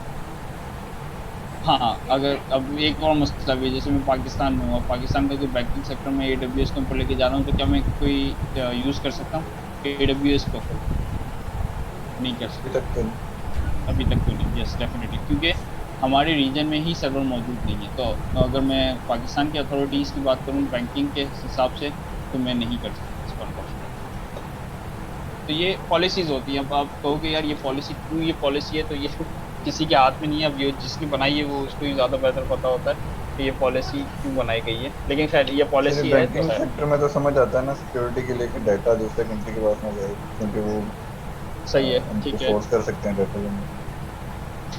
अब बहुत सी कंपनी ऐसी कहती है कि मैं जीमेल का अकाउंट का सर्वर, जीमेल का सर्वर यूज़ नहीं करती, जो ईमेल का सर्वर, यानी मैं किसी और का सर्वर यूज़ ही नहीं करना चाहता ईमेल के लिए। ईमेल के लिए मैं अपना खुद ईमेल का सर्वर बनाना चाहता हूँ। क्या ये पॉसिबल है? पहला सवाल। पॉसिबल है सर, बिल्कुल पॉसिबल है यार, ये मैं कर चुका हूँ। ये ईमेल सर्वर तो मैंने भी बना के दिया हुआ है। जब भी मैं कह रहा हूँ कि ये पॉलिसीज़ है, इसमें आप कुछ नहीं कर सकते। पूरी दुनिया यूज़ कर रही है जीमेल के सर्वर के ऊपर अपना सर्वर डाल के करती है ना कंपनीज। अब आपने देखा होगा बहुत सी कंपनी के आईडीज़ लॉगिन कर रहे होते हैं जीमेल के अंदर जाके। इवन कि हमारी कंपनी का भी आईडी है वो जीमेल के सर्वर पे होस्ट हुआ हुआ है। ईमेल सर्वर हमने जीमेल का सर्वर नहीं किया हुआ। सर अब गवर्नमेंट पाकिस्तान भी कहती है ना कि आपने अपना जो ऑर्गेनाइजेशन है गवर्नमेंट की, इनके ईमेल एड्रेस नहीं होने चाहिए जीमेल वगैरह पे ना। तो यहाँ पे भी पॉलिसी है। हाँ जी ठीक है, ये भी है। तो ये पॉलिसीज़ तो फिर पॉलिसीज़ अब कंपनी अपनी पॉलिसीज़ अपने हिसाब से डिफाइन करती है। तो कहने का मकसद वही है। अब डेडिकेटेड होस्ट और डेडिकेटेड इंस्टेंस के अंदर भी यही वाली आ रही है। अब आप चाह रहे हो कि यार आप अपना हार्डवेयर किसी और के साथ शेयर ना करो, आप खुद अपना पर्सनल हार्डवेयर चाह रहे हो तो आप फिजिकल सर्वर लगा दो, या तो एटलीस्ट ऐसा इंस्टेंस चाह रहे हो जो किसी और के साथ शेयर ना हो सकता हो तो आप अपना डेडिकेटेड इंस्टेंस ले लो। अब ये भी वल्ला आलम वो बैक एंड पे क्या कर रहा है किसी को नहीं पता। ये AWS आपको कह रहा है कि ये डेडिकेटेड इंस्टेंस आपके लिए है, अब वो पीछे क्या कर रहा है ये किसी को भी नहीं पता। Am I right? अब हम अगर वो कह रहा है तो फिर माननी पड़ेगी हमें उसकी बात कि हाँ यार वो कह रहा है। अब वो अब ऐसा नहीं है कि अब इतनी बड़ी कंपनी है वो ऐसा तो नहीं कर रहा होगा कि जो कह रहा है वो नहीं कर रहा हो, लेकिन एक ऐसे ही जहन तो जाता है ना पाकिस्तानियों तो यार क्या पता है वो हमें सर ये थोड़ा सा नहीं सर थोड़ा सा मैं थोड़ा एक्सप्लेन कर दूं सर मैं को कि इंटरनेट से रिलेटेड मेरा रहा है इंटरेक्शन ISP में। तो हम जब इसको डेडिकेटेड कहते हैं तो डेडिकेटेड का मतलब है कि 24 आवर आप को पर्सन ने 16 MB लिया तो 16 MB आपको 24 आवर मिलेगी स्पीड, कभी नहीं होगा उसके अंदर कम। ये कमिटमेंट होती है जिसको हम अब यार टर्म सुनी होगी CIR कमिटेड इन्फॉर्मेशन रेट कहते हैं। बिल्कुल बिल्कुल बिल्कुल। अभी जो हम इंटरनेट यूज़ कर रहे हैं जैसे PTCL वगैरह का वो शेयर्ड होता है। अगर हम उसका CIR पैकेज लेने जाएँ जैसे 2 MB अभी आपको मिल रहा है 2000 रुपये में, लेकिन अगर आप 2 MB CIR पैकेज लेने जाएंगे तो आपको 6000 8000 रुपये में मिलेगा। हाँ जी बिल्कुल सर, उसकी प्राइस डिफरेंट होगी। यस, क्योंकि वो डेफिनेटली वो अभी आप जो 2 GB यूज़ कर रहे हैं आपको दे 2 GB रहा है लेकिन उसने लोगों के साथ शेयर की हुई है, इसीलिए आपको सस्ते में मिल रहा है। लेकिन आप CIR पैकेज लेते हैं जो कि 2 MB का ही है, लेकिन वो अब क्या अब आपकी कांस्टेंट स्पीड आ रही है। अगर अभी आपने देखा होगा आपको 2 MB की स्पीड कांस्टेंट नहीं होती, अप डाउन 2 MB तक जा रही होती है। CIR में ये कि जब आप हिट कर रहे हैं तो वो 2 MB के ही मतलब जो आप अगर फाइल एक डाउनलोड करेंगे तो आप उसका उधर वो देखें एक क्या आता है ग्राफ वगैरह DU मीटर्स कहते हैं ना, आई थिंक पता नहीं MRT।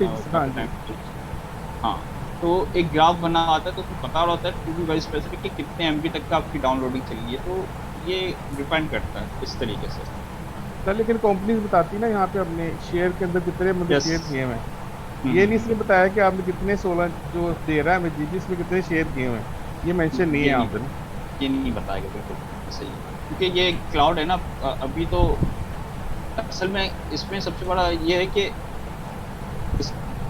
चीज़ें आप देखो रैपिडली चेंज हो रही है। अभी आपने 4 GB का इंस्टेंस हमने लेके बनाया हुआ है ना, अभी मैं इसको छोड़ दूंगा तो इसके बाद 4 GB तो फारिग हो गया। तो अब ये आपको ये टू भी वेरी स्पेसिफिक नहीं कह सकता, या 1 GB, अभी हमने 1 GB का इंस्टेंस बनाया है T2 माइक्रो के ऊपर, तो इस तरीके से तो इनके पास वो है ही नहीं कि ये आपको कंफर्म कर सके। कभी 4 GB की जगह 1 GB भेज दी, फिर 3 GB फारिग है, फिर 2 GB का कोई किसी ने इंस्टेंस लिया वो उसको भेज दिया, तो आप समझ रहे हो बात को, ये स्पेसिफिक नहीं कर सकते क्योंकि ये देखते हैं कि जहाँ जो पूल से जहाँ से निकल रहा हो वो निकालते हैं। यहाँ तक खैर अभी तक जो अभी हमने इसी की इतनी डिस्कशन की है, कोई ऐसी चीज़ जो समझ में ना आई हो। प्रैक्टिस करना ज़रूरी है, प्रैक्टिस कीजिए आप, मैं आपको सजेस्ट करूँगा आप अपनी प्रैक्टिस कीजिए, अपना सर्वर बनाएं जो हमने एक्सप्रेस का बनाया था वो डिप्लॉय करके देखें यहाँ पे, और अपनी रिएक्ट की एप्लीकेशन को डिप्लॉय करके देखें। क्या रिएक्ट की एप्लीकेशन डिप्लॉय कर सकते हैं यहाँ पे EC2 पे? Yes sir. आसान है। डिप्लॉयमेंट के वाले से मेरा एक क्वेश्चन था, जब हमने ये एक्सप्रेस की ऐप डिप्लॉय की है तो CLI में हम दूसरा कोई काम नहीं कर सकते, या जैसे CLI क्लोज करेंगे वो ऐप जो डिप्लॉयड है उसको एक्सेस नहीं कर सकते ग्लोबली, तो डिप्लॉयमेंट करने का कोई मेथड और होगा? किस तरह से ये परमानेंटली डिप्लॉय हो जाएगा? अच्छा, एक जादू करके देखिएगा, एक टर्मिनल से आप इसको नोड सर्वर को रन करते हैं, ठीक है, और वो टर्मिनल बंद करते हैं, और फिर चेक कीजिएगा कि आपका सर्वर चल रहा है या बंद हो गया, और फिर वापस एक टर्मिनल को ओपन कीजिएगा तो आपको टर्मिनल फ्री मिलेगा या कनेक्टेड मिलेगा, वो भी चेक करके मुझे बताइएगा। वैसे एक यूटिलिटी यूज़ की जाती है जब हम इस तरीके से डिप्लॉयमेंट करते हैं, लेकिन अभी यूटिलिटी को छोड़ दें, अभी जो मैं कह रहा हूँ वो करके देखें। एक टर्मिनल ओपन किया, एक्सप्रेस का सर्वर बनाया, हमने एक्सप्रेस का सर्वर रन कर दिया, ठीक है, वो टर्मिनल आप क्लोज कर दें और चेक करके देखिए क्या आपकी एप्लीकेशन चल रही है या बंद हो गई, पहला सवाल। दूसरा सवाल, दोबारा से टर्मिनल ओपन करके SSH कनेक्ट करें तो आपका टर्मिनल फ्री है या बिजी है एक्सप्रेस के साथ, वो मुझे देख के बता दें। नेक्स्ट क्लास में ये आप करके बताइए, ठीक है। क्या नाम है दोस्त आपका? शाम भाई, ठीक है। सर दूसरा इसका कोई व्हाट्सएप ग्रुप आपने क्रिएट किया है जो इस सेशन का है? अरे यार यही मेरे लिए सबसे बड़ा मेन प्रॉब्लम यही हुआ था कि मेरे मोबाइल के अंदर मेरे ख्याल में 4 या 5 ग्रुप आ रहे हैं सेशन के नाम से। अब मैंने अगर शायद मैंने ये पूछा था ना कि वेडनेसडे को क्लास करनी है, तो मैंने 4-5 मैसेज चैनल के ऊपर पूछना पड़ा था मुझे खुद नहीं पता कि कौन सा चल रहा है। खैर देखेंगे, इसको नेक्स्ट क्लास में डिस्कस कर लेंगे कौन सा बनाना है। खैर अभी एक मेन टॉपिक थोड़ा सा इंटरेस्टिंग है, वो देख लें ताकि आप लोगों को मज़ा आ जाए। सर वो एक्चुअली व्हाट्सएप में 250 की लिमिट होती है, तो इसलिए मल्टीपल बनाएंगे। हाँ, किसी का बिजनेस नहीं बना हुआ, किसी का बिजनेस अकाउंट हो तो वो एक बना के दे दे ताकि सारे उसी पे आ जाए, जिंदगी आसान हो। सर रिएक्ट की जो एप्लीकेशन होगी वो क्या हम कहीं डिप्लॉय करके जाना पड़ेगा या कहीं हम पब्लिक ऐप के थ्रू भी एक्सेस कर सकते हैं? सॉरी मतलब कि आपने जैसे बोला कि हम डायरेक्ट भी रिएक्ट की एप्लीकेशन डिप्लॉय कर सकते हैं, स्टडी कर सकते हो ना, क्या मसला है? मींस कि फिर उसको किस तरह करें, जिस तरह हमने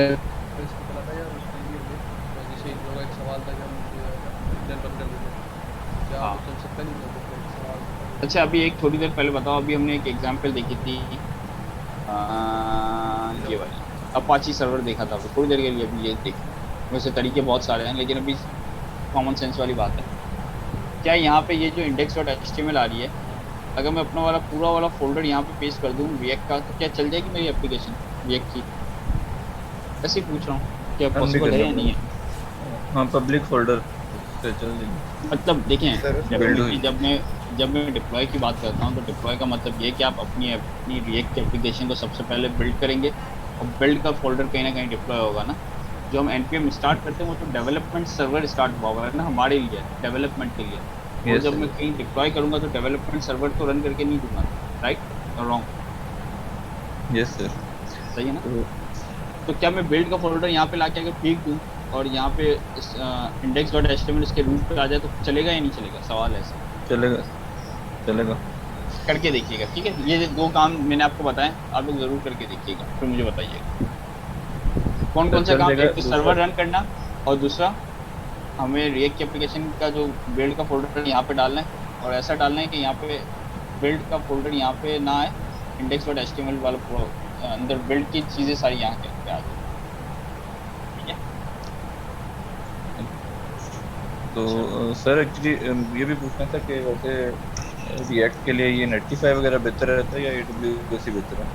नहीं, रिएक्ट के लिए तो यार बहुत सारे लोग गूगल क्लाउड भी यूज़ करते हैं, बहुत वो भी फ्री है। फायरबेस का जो है फायरबेस होस्टिंग फ्री है, नेटलीफाई लोग यूज़ कर लेते हैं, AWS भी यूज़ कर सकते हो, डिपेंड करता है यार आपको। तो ये लोग ज़्यादातर जो बेटर ऑप्शन जो ज़्यादातर लोग यूज़ करते हैं और जो इंडस्ट्री यूज़ करती है वो S3 यूज़ करते हैं, AWS S3। अब AWS S3 क्या है वो इंशाल्लाह जब हम S3 पे जाएंगे तब देखते हैं। आप लोग नोट कर लें S3 AWS। S3 तो स्टोरेज है। हाँ स्टोरेज है, लेकिन हम क्या हम उसमें फोल्डर बनता है ना, क्या हम अपना रिएक्ट की एप्लीकेशन का फोल्डर बना के पूरा होस्टिंग वहाँ डाल देते, क्या मैं उसको एक्सेस नहीं कर सकता? करके देखिएगा। चलें, तो फिर मेरे ख्याल में क्लास का टाइम ख़त्म हो गया। मेरे पास ये एक इंटरेस्टिंग टॉपिक और था, AMI। ये ज़रा देख लें यहाँ पे पब्लिक भी हमने देखी, AMI मौजूद है हमारे पास, लिनक्स और ये सारी चीज़ें।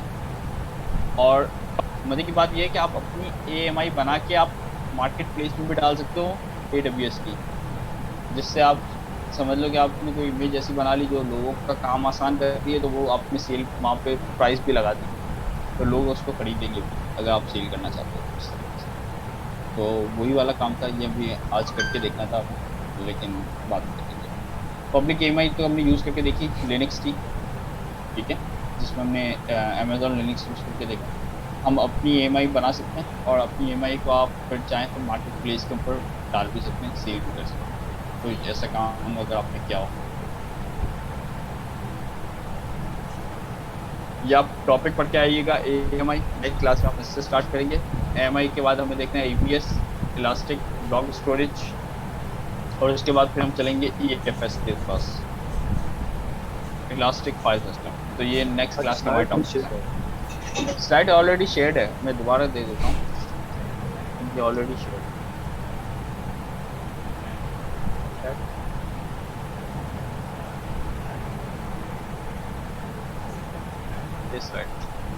ठीक है दोस्तों, फिर मिलते हैं इंशाल्लाह नेक्स्ट क्लास में। कुछ चीज़ें हैं जो मैंने आपसे कही है, ज़रूर नोट कीजिएगा। कौन कौन सी है, एक आपको मैं नोट कर लेता हूँ, मुझे सिर्फ एक कर देते हैं ताकि हम लोग सारी पेज में हों।